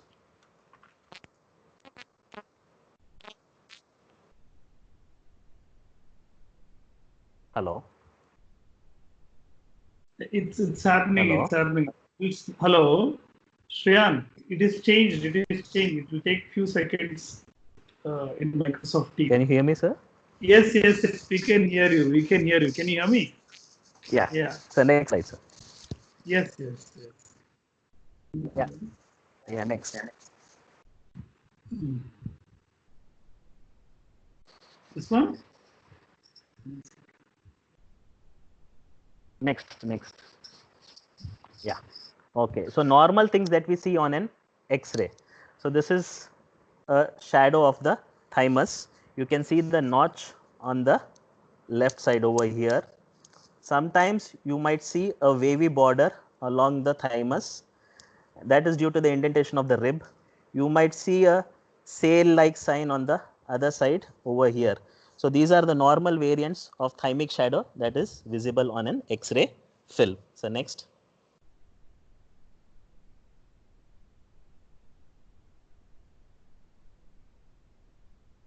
Okay. So now we are starting at looking at an X-ray. So if you are describing an X-ray, either you describe the X-ray from in to out or out to in. So normal neonatal X-ray will be more cylindrical compared to a pediatric age group. So there will be in general a slight tracheal shift to the right, but not much. You can easily see the air bronchogram as well as the division till the second generation. Usually behind the heart you can make out. Then you can see the lung tissue, which should be fully extending till the margins of the chest, so that you can rule out any effusion or any pneumothorax. Then you can all use all the adjectives that you know about any streaky, patchy, fluffy, grainy, or any whiteout kind of opacities if you see anything. Any fissures, usually we see a horizontal fissures separating over here, the upper and the middle lobe. And you can comment on the vascularity. So normal, what is a normal vascularity? So next slide. So normally vascularity you can see up to nearly 2/3 of the lung field.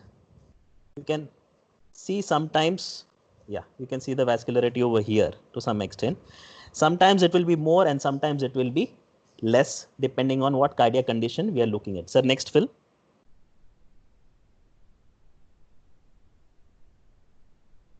Next one.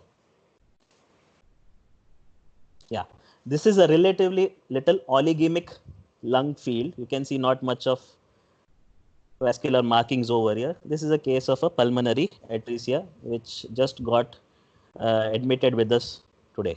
You can see the date.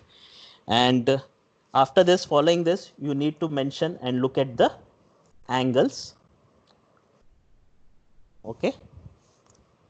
Next coming up is you have to mention regarding the heart. I think everybody is well versed with what is a CT ratio.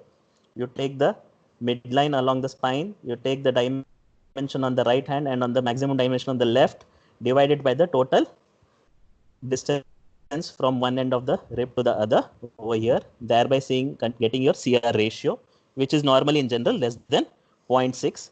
Any apparent chamber enlargement or anything, if you see, you can mention. Regarding mentioning of vessels, it is slightly difficult to make out. Diaphragm level, a well ventilated and aerated film usually will have around 6 anterior ribs visible and posteriorly 8 ribs. And you can mention regarding the chest wall, bones, that is the clavicle, and if you're seeing possible the lower end of the diaphragm, mentioning the stomach bubble. So these will help you out to find out what X-ray and what you're dealing with. So coming to the respiratory conditions, we'll gradually go one by one. Respiratory distress syndrome, that is most commonly that we see across. All my classifications are based on more of our X-ray findings so that it becomes easier for us to identify which X-ray we are dealing with. A mild respiratory distress syndrome will have a symmetrical reticulogranular pattern with scattered atelectatic areas. Air bronchogram will be visible, but this time beyond the second generation of bronchi. A moderate respiratory distress syndrome will have a uniform ground glass opacity. Here the margins will be blurred out between the cardiac, and a severe one being a whiteout lung. So next I'll show you the films. I think we can identify. So next film. Yeah. So here you can see a reticulogranular markings. So next film.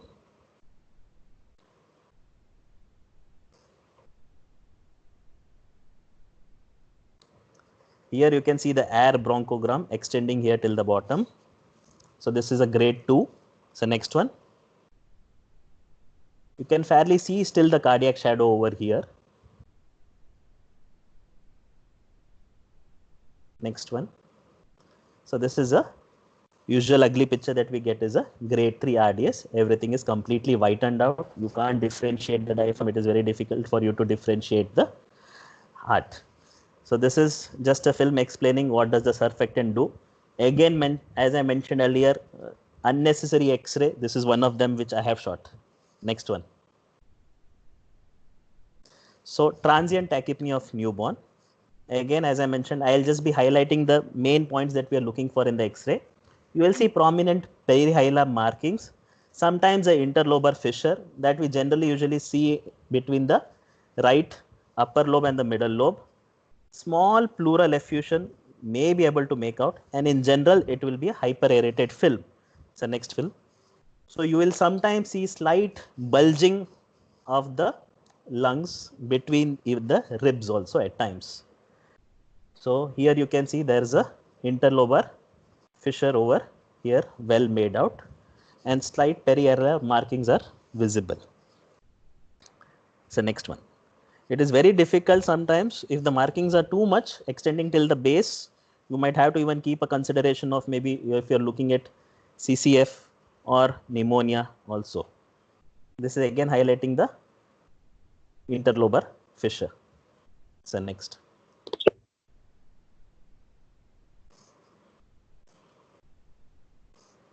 Next one.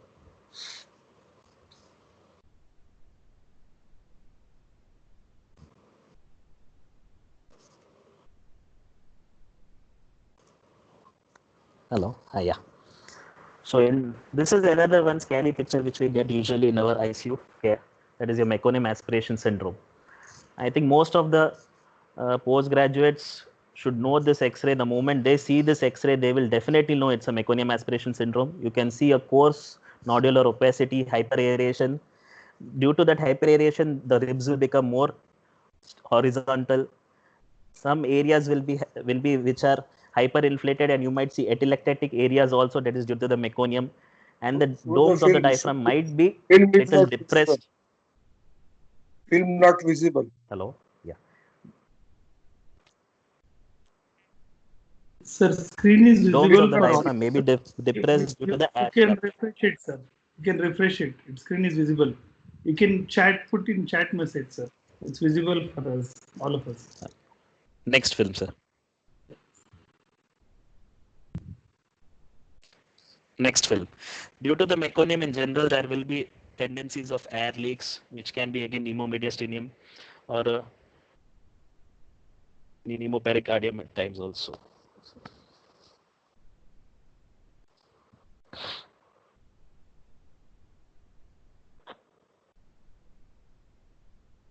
Hello. Hello. Yes, Shriyan. So next fill, sir. Yeah. Next. Lobar collapse system. Going back to the X-ray. Okay, sir. Okay, fine. Yeah. Now, another common thing that we see come across. So this is a classical meconium picture. You can see this coarse granular opacity. You can see whitened out areas along with interspersed, hyper aerated areas also. So the whitened out areas being the atelectatic areas, whereas the blackened out, you can see round areas. These are being your hyper aerated areas. You can see even sometimes little bulging of the lung field also. That is due to the air trapping. So next film.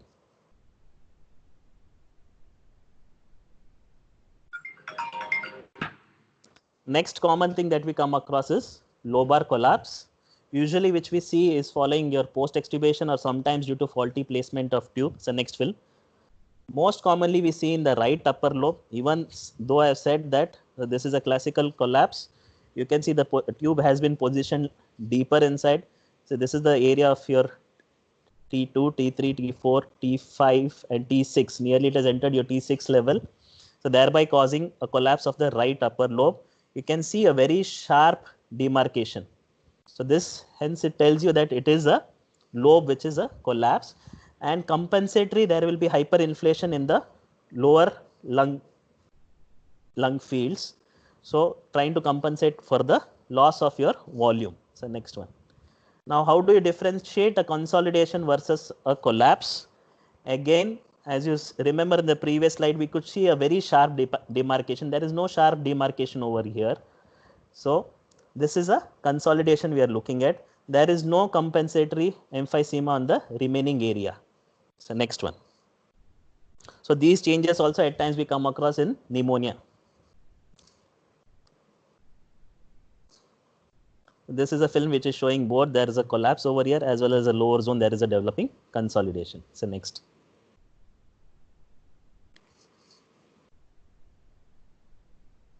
Next.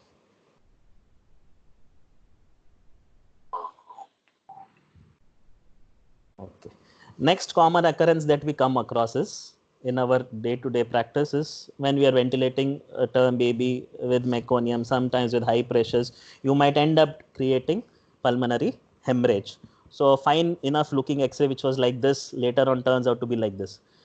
On close view, you can see that these opacities are very well smoothened out and fluffy infiltrates which are there spreading along every area. Sometimes you're right, your apical lobes may be spared, but this is a classic pulmonary hemorrhage. Here you can see out those fluffy, soft, cottony kind of infiltrates which are there spread out everywhere. So this is a classic pulmonary hemorrhage that you're looking at. And obviously, history-wise, there is a bleed through the ET and sometimes even through the frothy secretion coming out through the mouth. Next one, sir. Bronchopulmonary dysplasia. I think in the previous talks, Shania sir had very well explained about it. I'll just rush through that. So this is a stage 1. As I said, these are all radiological classifications for us. Stage 1 starts typically looking like your return of your RDS. In stage 2, again a well established whitened out kind of lung with some areas of atelectatic areas and air bronchograms will be visible. Stage 3, you will see translucent cysts which are developing small areas of hyperaeration also, and a very largely enlarged cystic areas you might see later on. So here you can see all kind of cysts over here developing. So next film. Next. So for general practice, sir had mentioned regarding one of the classifications in his talk. I am just putting that up across your Greeno and et al. Classification. So here they are scoring it depending on the degree of expansion, that is less than 14 rapes, 14 to 16 and more than 16. And the areas of fibrosis or changes if you're seeing depending on the zones. Here you're dividing the lung field into 4 areas. And if any cystic elements if you're seeing. So the scoring you can see 1, 2, 3, 4 and 5. Next. So this is more for your practical application in your practice. Next.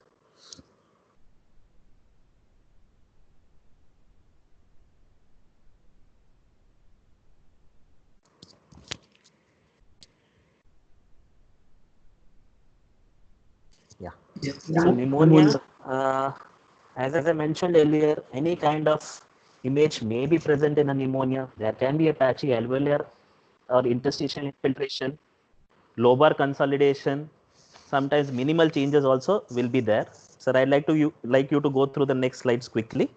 I think just all are different kinds of pneumonias that you see. Here there is a overall infiltrates everywhere visible. Next one. It might present to you with a collapse or consolidation. This is aspiration pneumonia. You can see this side of lung field is clearer. Here there is a patch. This child had come to us with history of aspiration. Here there is a collapse over here with the consolidation developing over here. Next.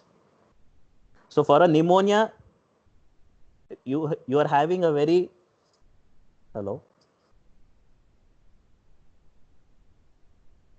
We can hear you, Shriyan. Go ahead. Hello. Hello. Hello. For pneumonia, there is no classical presentation of pneumonia. Next X-rays. Yes, sir. Next. Another thing that we might come across is a pulmonary interstitial emphysema. Following our surfactant therapy or long-term ventilation requiring higher pressures and all, sometimes air tends to leak through into the interstitium. These will look like a tortuous wavy lines, and the child might have a hyperinflated lung. Your extensive PI might look like a honeycomb lung appearance. Due to this itself only, sometimes the baby might throw up a pneumothorax over a pneumomediastinum. It's an X-ray. So in the coming X-ray, you see, now as I mentioned earlier, usually you can see the bifurcation of the trachea and the bronchial markings till the second generation. If you are tending to see apparently the film, so next. If you're seeing those marking extending till the lungs, till the edges, so next. So then probably you're looking at a pulmonary interstitial emphysema. There is no possible way that you can see your bronchial markings extending till this lung end margins. So this will look your honeycomb appearance as well as straightened out over here linear air leaks you can see. So this is not the bronchial marking, but these are the air leaks. You won't generally see the bronchial markings extending till the lung margins. So that is very highly unlikely. So next common occurrence that happens in the ICU during a treatment of a child being is a pneumothorax. Again, how do you identify that? Any lack of lung markings till the lateral margin of the collapsed lung field, any free pleural air space if you see, then you can see any shift of the mediastinum and collapse of the lung. It's fine, sir. Next one. You can see sometimes thin air collections, slight pockets, small pockets sitting on the anterior surface of the chest, which can be easily identified by a lateral film. Now, if you don't take care of the baby earlier on, then your child might develop a surgical emphysema. You can see the air here escaping into the soft tissue areas. So this had been referred to us from outside on bag and mask ventilation. By the time the child reached us, the child was already in a very bad state. Next. Pneumomediastinum. So here you will have the air lucency outlining the mediastinum as well as delineated by the parietal pleura and extending superiorly above the cardiac shadows also. Now easy to differentiate is only by a lateral film where you can see a retrosternal air. Now this is what we say as a Spinnaker sail sign. There is a pneumomediastinum thereby which is causing a lift of this thymus and making it even more prominent. Okay. So next. So there is a air collection even below the heart. You can see over here, this is called as a continuous diaphragm sign. Again, the thymus here is lifted. Next. You can see the collapse of the lung over here. Now this being a pneumopericardium, you can see the air collection over here surrounding the heart. So how do you differentiate a pneumomediastinum and a pneumopericardium? For that, you will have to shoot a lateral film. So over here, you will see there is a thin air collection, but there is no air collection here below the heart over here.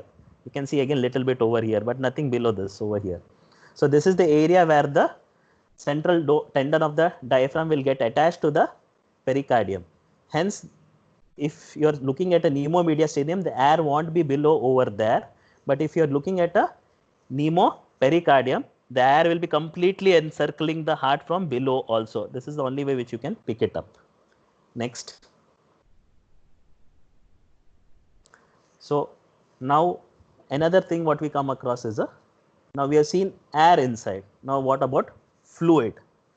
So here I have put this X-ray because here we can see a fluid collection over here, a very linear one, quite a bit, as well as there is a slight air leak over here.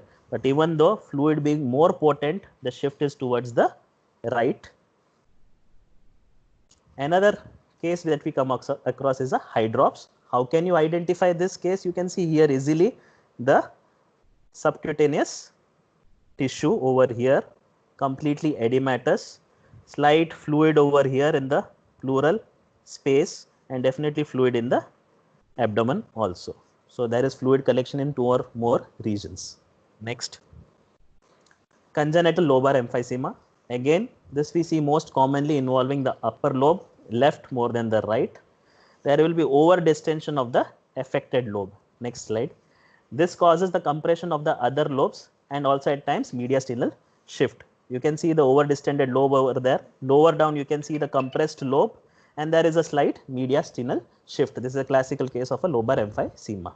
Here again you can see the thymic shadow also. Again over here similarly there is a lobar emphysema, and this is a very much collapsed lower zone. Next, CCAM. Not very frequently which we come across, but still again this classification type 1, type 2, type 3 and type 4. This is more of a radiological classification. In type 1 there are large cysts, one or more dominant cysts you can see 2 to 10 centimeter in size. Sometimes smaller cysts may be there. Around 15 to 20% type 2 you can see the small cyst less than 2 centimeter, along with renal association, cardiac association will be there. Microcystic variety only accounts to 10%, less than 5 mm. And type 4 type you will have a single lobe. So this is a CCAM. You can see here cystic dilatations over here. Next.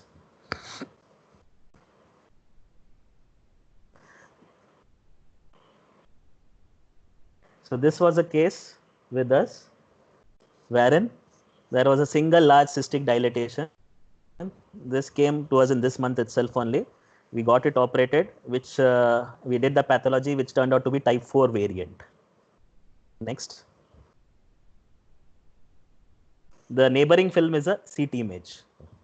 Diaphragmatic hernia. So usually again it can occur on the left side.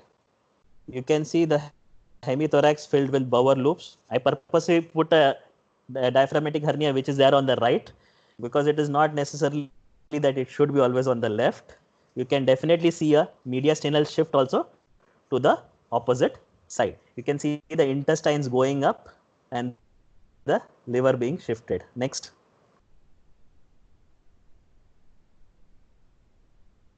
Over here also again, now this is a left sided hernia with a shift of the cardiac. This is a post-op image. You can see the lung opening up and small pocket of air which will later resolve. Nothing to do much for it. Next. So another thing that we need to differentiate between a diaphragmatic hernia and next thing that comes into picture is a eventration. So how will you differentiate these two? For eventration, you would have to look at the continuity of the diaphragm.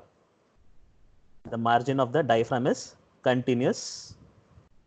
Okay, unlike your diaphragmatic hernia in which you are not able to make out where the diaphragm is running. Now there is another image on your right which you can see. There is the diaphragm, but there is a sac also which has caused the shift of the stomach bubble. We had put a feeding tube over there so we can make out that it is the stomach, but it is actually not a diaphragmatic hernia per se. Your eventration at times variants will have which have a thin membranous sheath like structure which is replacing the normal muscle. So that will herniate along with the intestinal contents, which might falsely at times may give us an impression that it might be a diaphragmatic hernia. Esophageal atresia and tracheoesophageal fistula. So next slide. So you'll usually see a dilatation of the trachea. If there is no fistula, there will be an airless abdomen. If there is a fistula, you can see air lower down. You can see the feeding tube nicely coiled up over here. Next film. They have usual cardiac anomalies also. That child had pulmonary atresia along with it. Now another thing that we might rarely come across is a mass in the mediastinum. Most common masses that we might, if in encounter, come across might be a bronchogenous cyst or a esophageal duplication cyst. But again, before commenting on the, so just go back to the previous slide. Before commenting on what kind of mass it is, kindly go back to the basics. Look at it, whether the X-ray is centralized, whether there is no rotation, because this actually was not a mass, it was just a hyperplastic thymus. Next. Okay, now the cardiac and pulmonary. I think in this age, in this era, with 2D echo in picture, actually identifying cardiac problems with X-rays has become obsolete. But still, I like to highlight upon few things, because what you need to look for is any kind of abnormal shape. If really big heart, there is something underlying problem, or a really small heart, you have to rule out any underlying problems. So here, this case is a case of your pulmonary atresia. You can see over here, what we had done was we had inserted a PDA stent over here. We had done it as a treatment instead of a BT shunt. Next, Phil. To find each X-rays of this, like to mention that there is an oligemic field in pulmonary atresia. I think I had to discard nearly 10 other X-rays before I could find one X-ray which actually shows the right thing. So as in this being a pulmonary stenosis, again you can see a oligemic lung field. This is post balloon dilatation done after 2 days. Next one, sir. So I'm going to highlight all those first in which there is a decreased vascularity.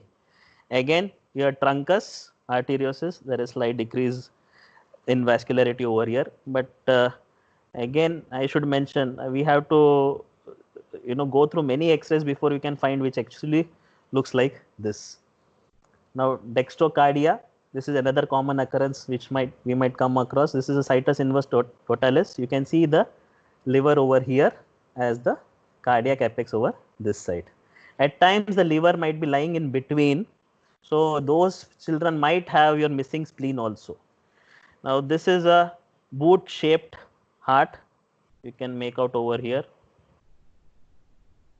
Next one, sir. So this is a tetralogy of Fallot. Again here Agon side appearance, you can see a TGA. Next.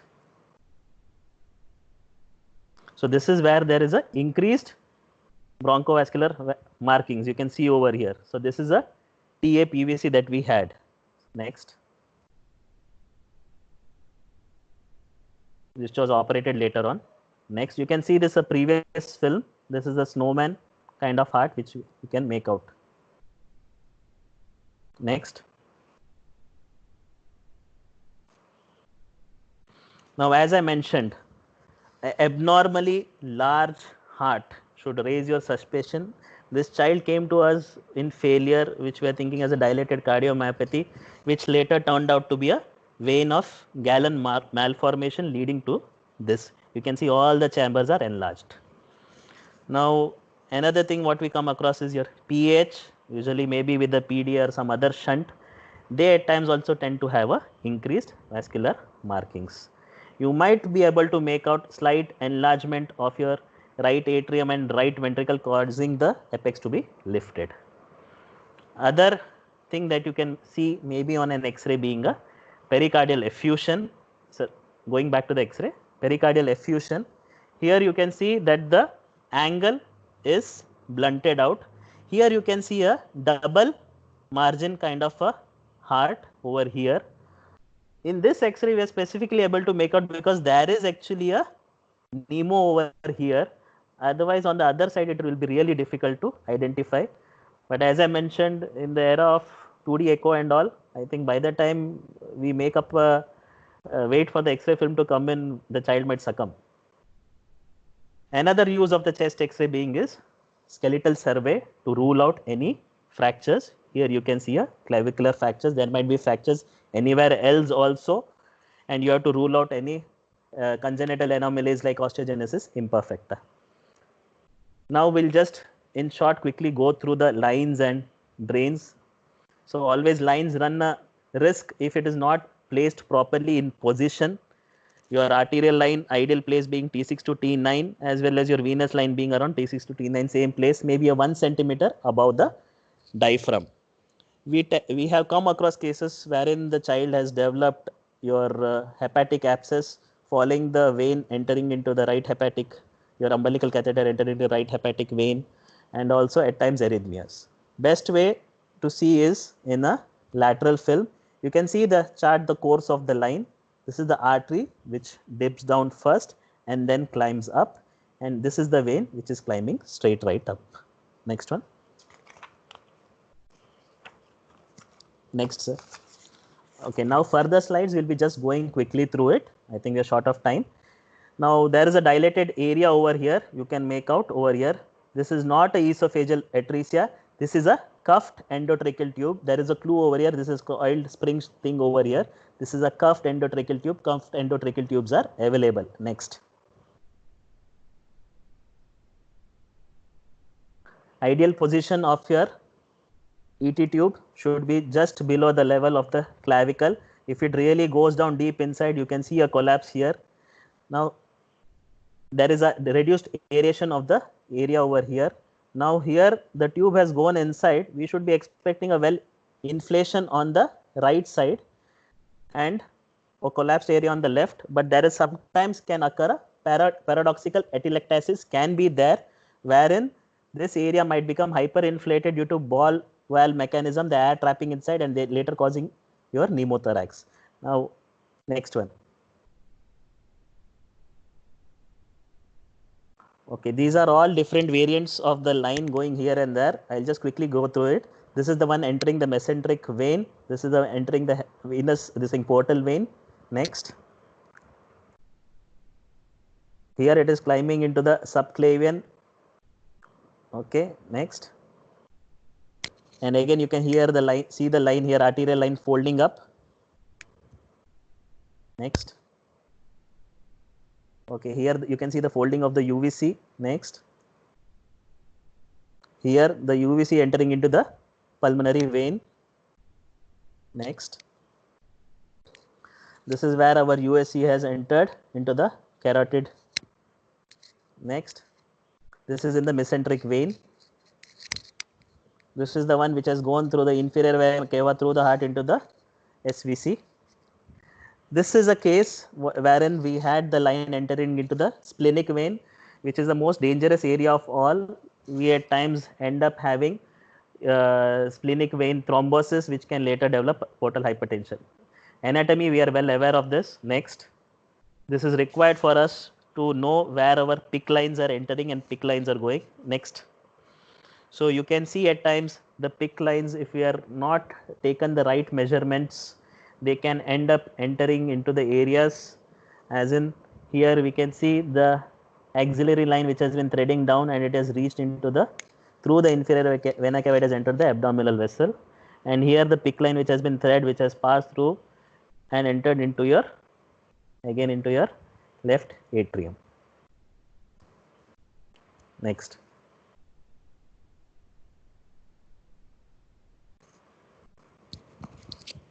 Next. Yeah. Okay. Now, since many of us have digital X-rays available with us, so the easiest way again to pick up pneumothorax is you can always use a negative film option which is available on the digipacks. You can see there is thin film, thin rim over here. You might think it's a very small pneumo, but if you see, put it on a negative, you can see there is a collection over there. Now just a glimpse into the abdomen quickly. There is a gas under the diaphragm over here. So this is a perforation. You can see air fluid level. They had shot a lateral X-ray film, but which was wrongly taken. Always shoot a lateral X-ray with the shadow coming on the liver. So the position should be a left lateral with the liver right up. See, this is the right way where the X-ray should be taken. The shadow should be visible against the liver. Okay. Here there is peritonitis. Next. Double bubble appearance. Next.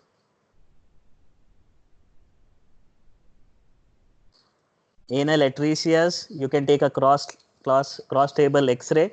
Again, depending on whether it's low and high, you can see the shadow.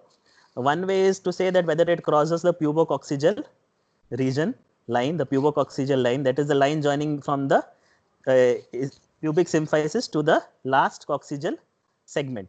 If it doesn't cross, it is a high atresia. If it crosses, it's a low. Next. Again, Hirschsprung's disease, you can get different variants. Here you can see on the right, you can see the sigmoid and the colon. They are smaller in caliber, rectum and the sigmoid. So that is one more variant which you can make out. And this is a simple PUV. You can see here the construction over here. Thank you.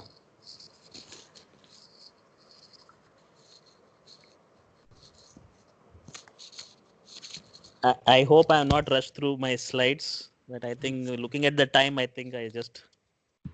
No, you finished on time. Thank you very much. Okay, sir. Thank you, sir. Thank you, sir. Yeah, so now I request Dr. Dinakar, sir.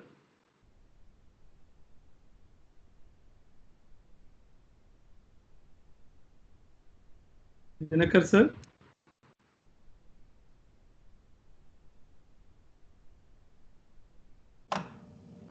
So if any of the participants have got any question, they can raise their hands so that you can unmute and ask our speaker directly. Meanwhile, Dr. Dinakar sir will join us. Yeah. First of all, thank you very much, Dr. Shriyan. It was a wonderful presentation. You have covered most of the things from congenital disorders of the lung to all the common things what we come across, to lines and everything. Thank you very much for that. And most of the common things which we come across in our day-to-day practice, you have addressed, and you have clinically, X-ray-wise, how to differentiate between the two we have told. Thank you very much for that. So now I request the participants, they can unmute themselves and ask the question with our speaker if you have. Can I ask one question, sir? Yes, sir. Yes, sir. Please go ahead. Sir, is it rational to advise barium swallow X-ray to aid to help in the diagnosis of tracheoesophageal fistula? No, sir. No. It will not help, sir. No, but the thing is that if the child aspirates. Yes. Or in the diagnosis of upper respiratory tract anomaly, sir? Sir, considering that since we have a CT in place, I think those methods are not quite relevant right now. Is there any significance of the taking oblique view in the newborn, sir? Oblique view of the chest X-ray? Not which I have come across. I don't know, Prashant sir or everybody regarding oblique, any opinions on that? I don't know. We take a lateral film, yes. As I said, you can make out the pneumothorax or the mediastinum, or sorry, I mean to say your pneumopericardium. You can differentiate those with the pneumomediastinum. So for that, your lateral film is yes. I am not aware of your oblique. What do you mean by oblique? Sir, what is the differential diagnosis of the whiteout lung fields, either on the Yes, both sir. side or on the same side? Beg your pardon, I didn't get your question. What is the differential diagnosis of the whiteout lung fields, either on the both side or on the same side? When the lungs are completely opaque, either on the both side or one side. He's asking the Sir, difference. yes, I understood. Now both sides, only thing that you can come across, one thing is if you have a preterm, yes, it might be an HMD. or if it's a term baby which has been ventilated and you're seeing tracheal bleeding, then you're looking at a pulmonary hemorrhage. Sometimes, maybe at times, you might have a unilateral pulmonary hemorrhage also, or you might have a chylothorax on a single side, thereby causing a whitened out appearance on one side of the lung. I'm sorry, I did not put the chylothorax X-ray. So should we go for ultrasonography when we find one side opaque, or if it is a bilateral opacity like this? I think Prashant sir will be the best one to answer this, Dinkar sir maybe. Yeah. I mean, if you are, the only problem with the ultrasound is you should be skilled, and you can differentiate and you can actually score. Now, a lot of articles have come up using the ultrasound to grade the RDS, and requirement of surfactant is also, it might give good inputs. So if you know ultrasound, definitely you can do it, and it's going to give us the idea about what exactly is the status, whether it is transient anemia, whether it is pneumonia, whether it is RDS, air trapping. Most of the things can be differentiated with real-time ultrasonography. Prashant? Sir, Dinakar sir, yes sir. Yeah. So questions are there. If you want me to ask, I can. Yes, sir. Please, sir. Because yes, sir. X-ray, I'm getting SMS that they wanted to me to upload the even slides as well, and that's the reason why most of them are still there. Please take up the question, sir. Okay. Dr. BEERE GOWDA, are you still in line, please? Sir, I am online. So Hello, sir. our second speaker is also there, dear. Yes, sir. Yeah. So I'll start from the second speaker. Yeah. Yes, sir. How can I diagnose early IE in the X-ray? Sir, lot of disturbance, sir. I'm not getting the question. How can I diagnose in X-ray early PIE? Early PIE, sir. Now again, as I mentioned, the earliest that you can pick up is if you can see bronchial markings which are extending till the lung margins. Because bronchial markings otherwise normally you will not see on a film, but if you can see thin linear streaks which you might misinterpret as a bronchial marking which is reaching till the lungs, that is the only way I think which you can pick up on an X-ray if there is a PIE. And obvious will be if it develops large your honeycomb appearance with the cystic areas and thereby later on causing a air leak. That is the later part. Yes, sir. I think so. So person from, I think so, somebody from Kerala has asked this question. Early PAE, how can I diagnose? Madam ji, that day also I told you. I think so what our speaker is telling is also true. Early PAE really difficult. But only thing is what you have to do is take the just in your mobile X-ray. I mean, mobile, you do the, take the picture, enlarge it, look for what our speaker is telling for the streaks or branches, black branches following the bronchus or the vessels. That's what he wants to tell you. You can enlarge if you will take a snapshot in your mobile, you can enlarge and see more better way. That is the one easy way and early way to diagnose early PIE. Okay, mild pneumomediastinum. How to diagnose? Lateral film, sir. Mild pneumomediastinum. Yes, either a lateral film or you might have to shoot a lateral film or you can see a thin rim running around the cardiac angle. Cardiac angle. So around the heart. Around the heart, not at the base. No, sir. Lifting that occurs, sir, quite later on.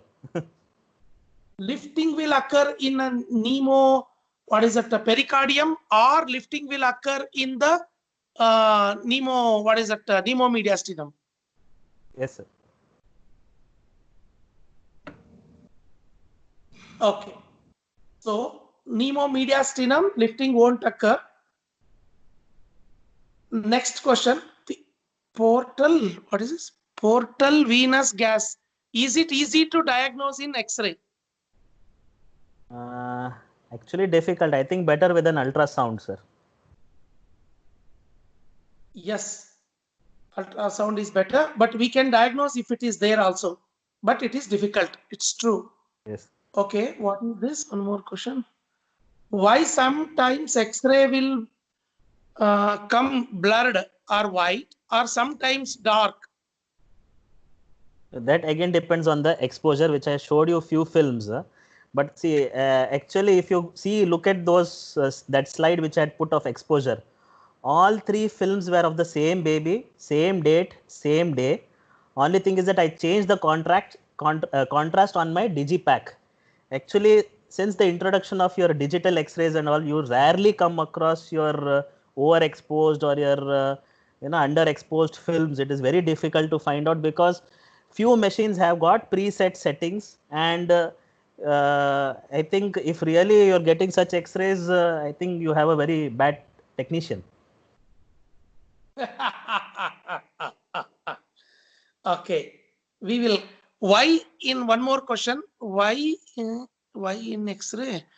Same thing. Why in X-ray UVC tip not visible? If you want to see the tip, you will have to shoot a lateral film. Other than that, if you are using instead of your radio lined lines, instead of that you are using feeding tubes, then you won't be able to see. Yes. Yeah. Okay. For what is that question? These two people have asked. This is from Maharashtra. Another is from Jharkhand. The two people. Can I add one word for it if you don't mind? Yes, sir. Yes, sir. Whatever you told, it is the same thing. Just I'll try to add it better way, such that people will understand. Whatever you told, Shriyan, it is correct. Number one, see, at present in India, probably we are taking CR X-ray. CR means computer radiography X-ray. CR. Why CR is DR, digital radiography is expensive. Expensive. Why? What is? It is a big business lobby is there in India. They are not allowing easily to penetrate, DR to penetrate. They are there, but they are making it is an expensive. And because CR needs film, that film is made up of phosphorus. Ultimately, where it will go? It will go to the dirt.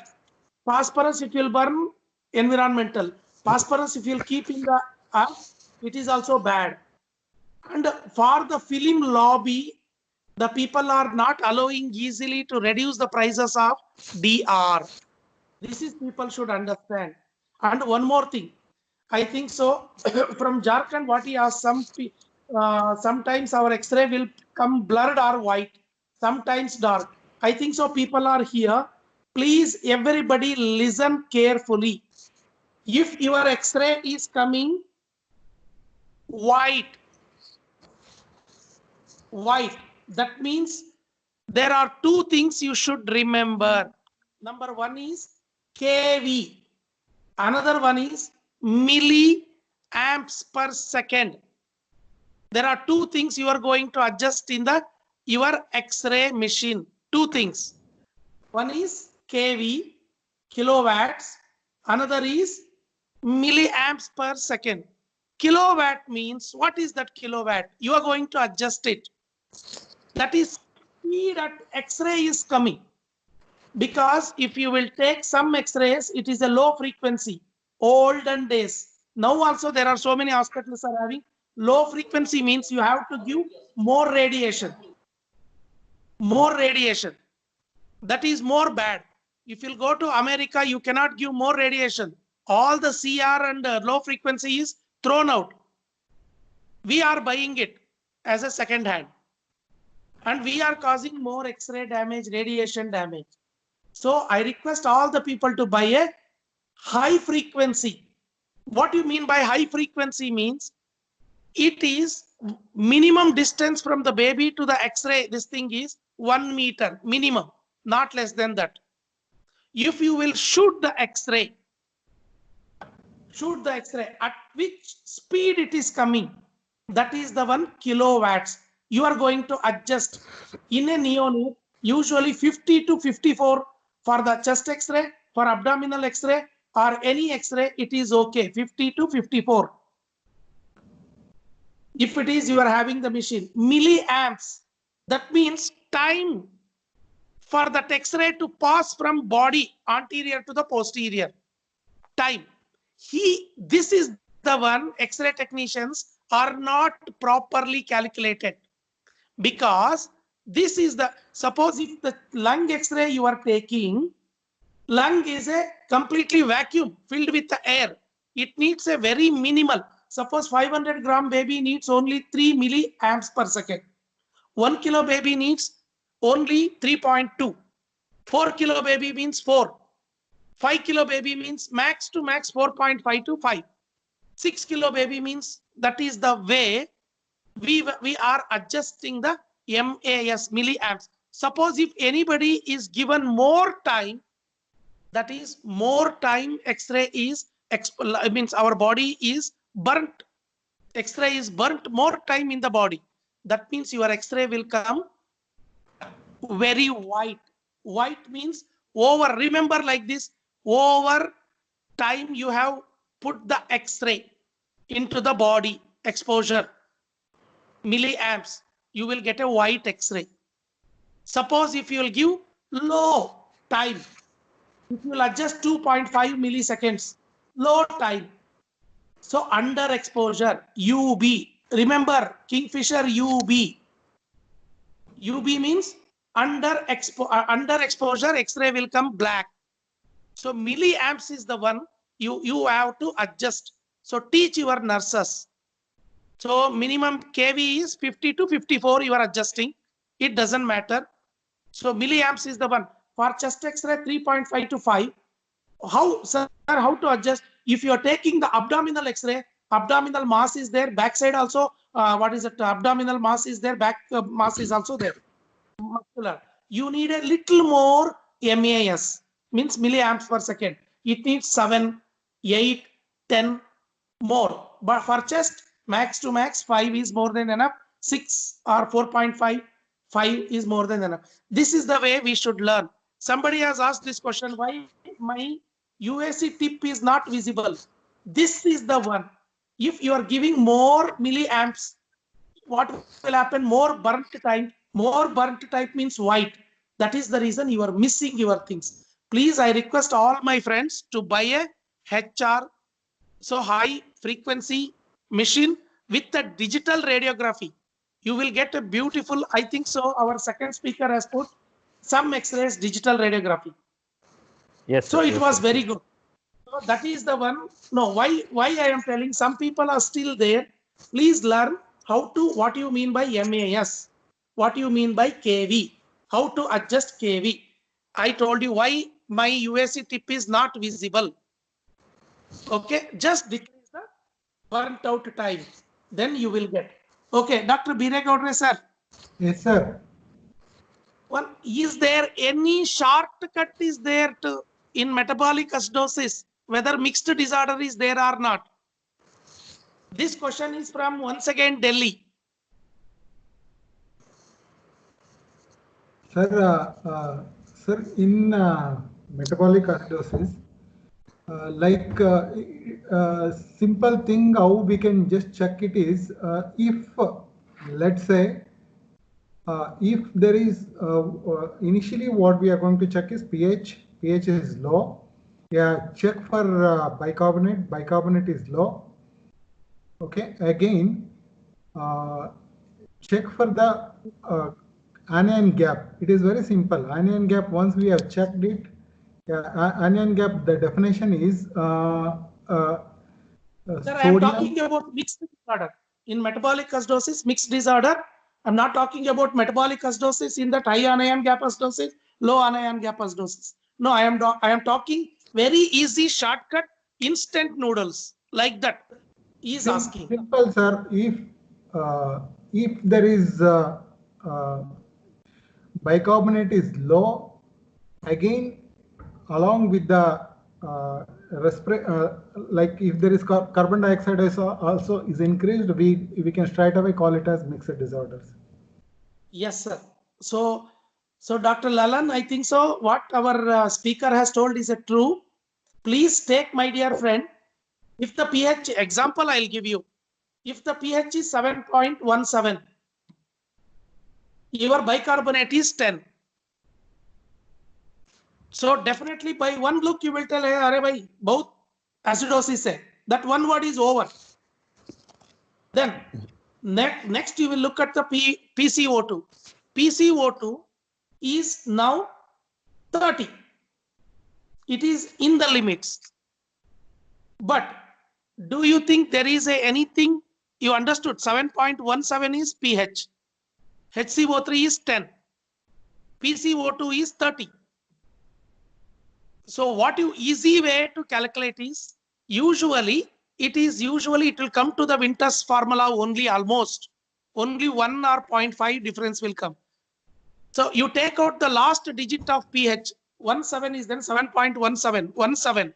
PCO2 is 30.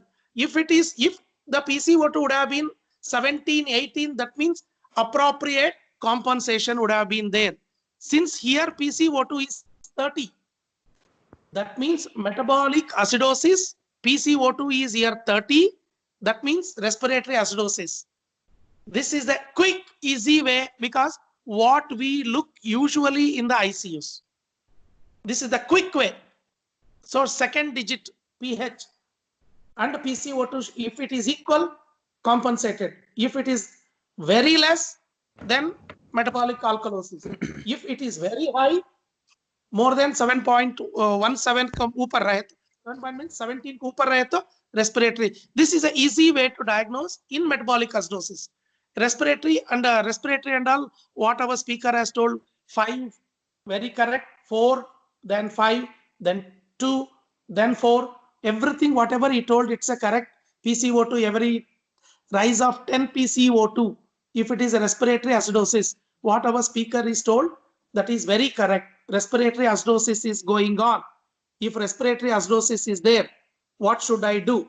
Very clearly, he has explained. What is there? 1 in respiratory acute. If it is chronic, 4.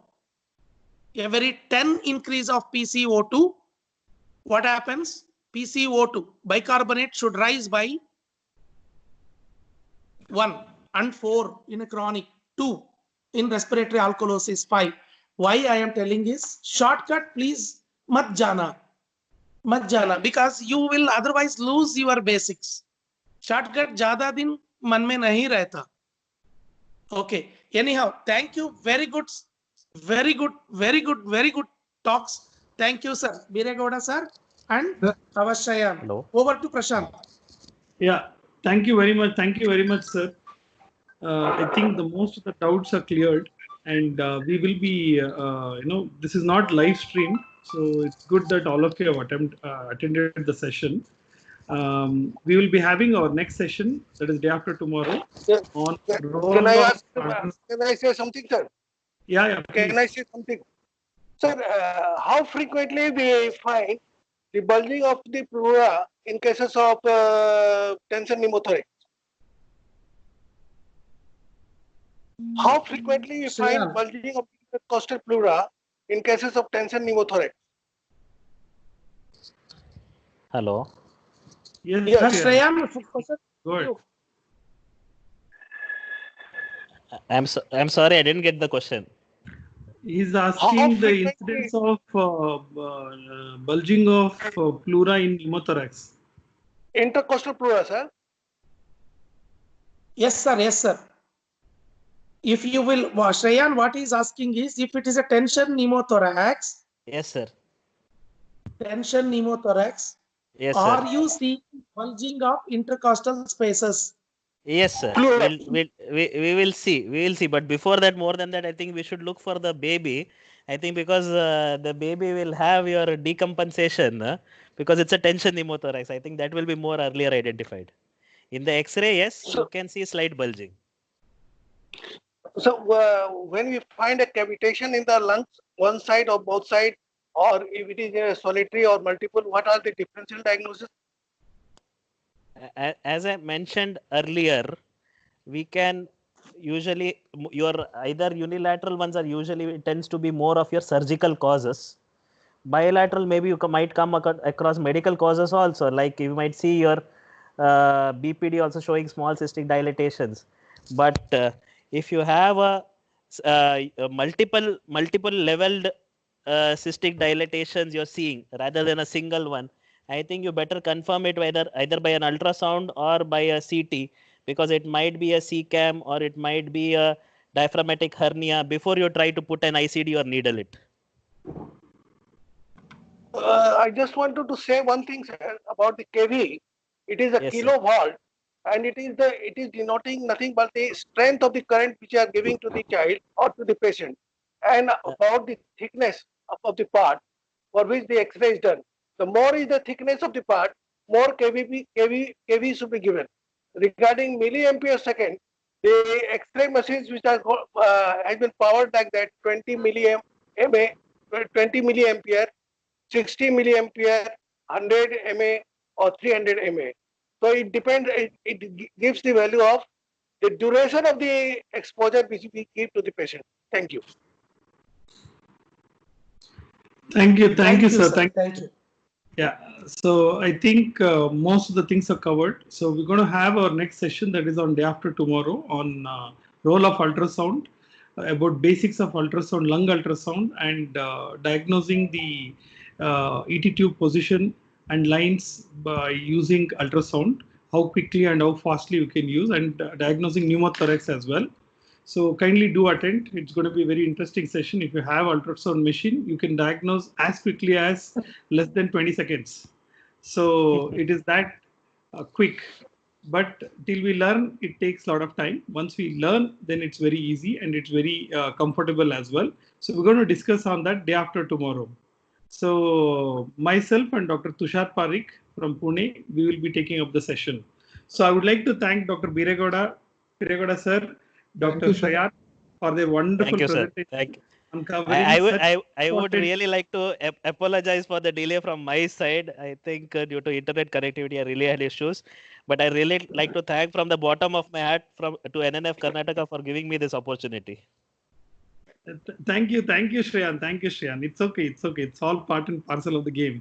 Network and other issues, nothing to worry. It's okay. We were eager to listen to you, and that's the reason why so many people were there. Thank you. Thank you, sir. So on behalf of NNF Karnataka chapter, our president, vice president, our joint secretaries, treasurer, myself, secretary, EB members, and the entire fraternity of Neonatal Forum of Karnataka would like to thank Dr. BEERE GOWDA sir, Dr. Shriyan. Thank you very much, and I would like to give our gratitude and thanks to the interesting audience who have been consistently with us even after changing the platform for the sake of supporting our nation. They are with us, and today we had recorded more than 240 participants in Microsoft Team platform. Thank you very much for that. Thank you. We'll catch up again day after tomorrow. Have a great Sunday evening. Bye. Take care. Bye. Bye, sir. Thank you, sir. Bye. Thank you, sir. Bye, sir. Thank you, Dr. Dinakar sir, for moderating the session. Good talk. Thank you, sir. Thank you, sir. Sir, it's nice coming from you, sir. Thank you, Prashant sir.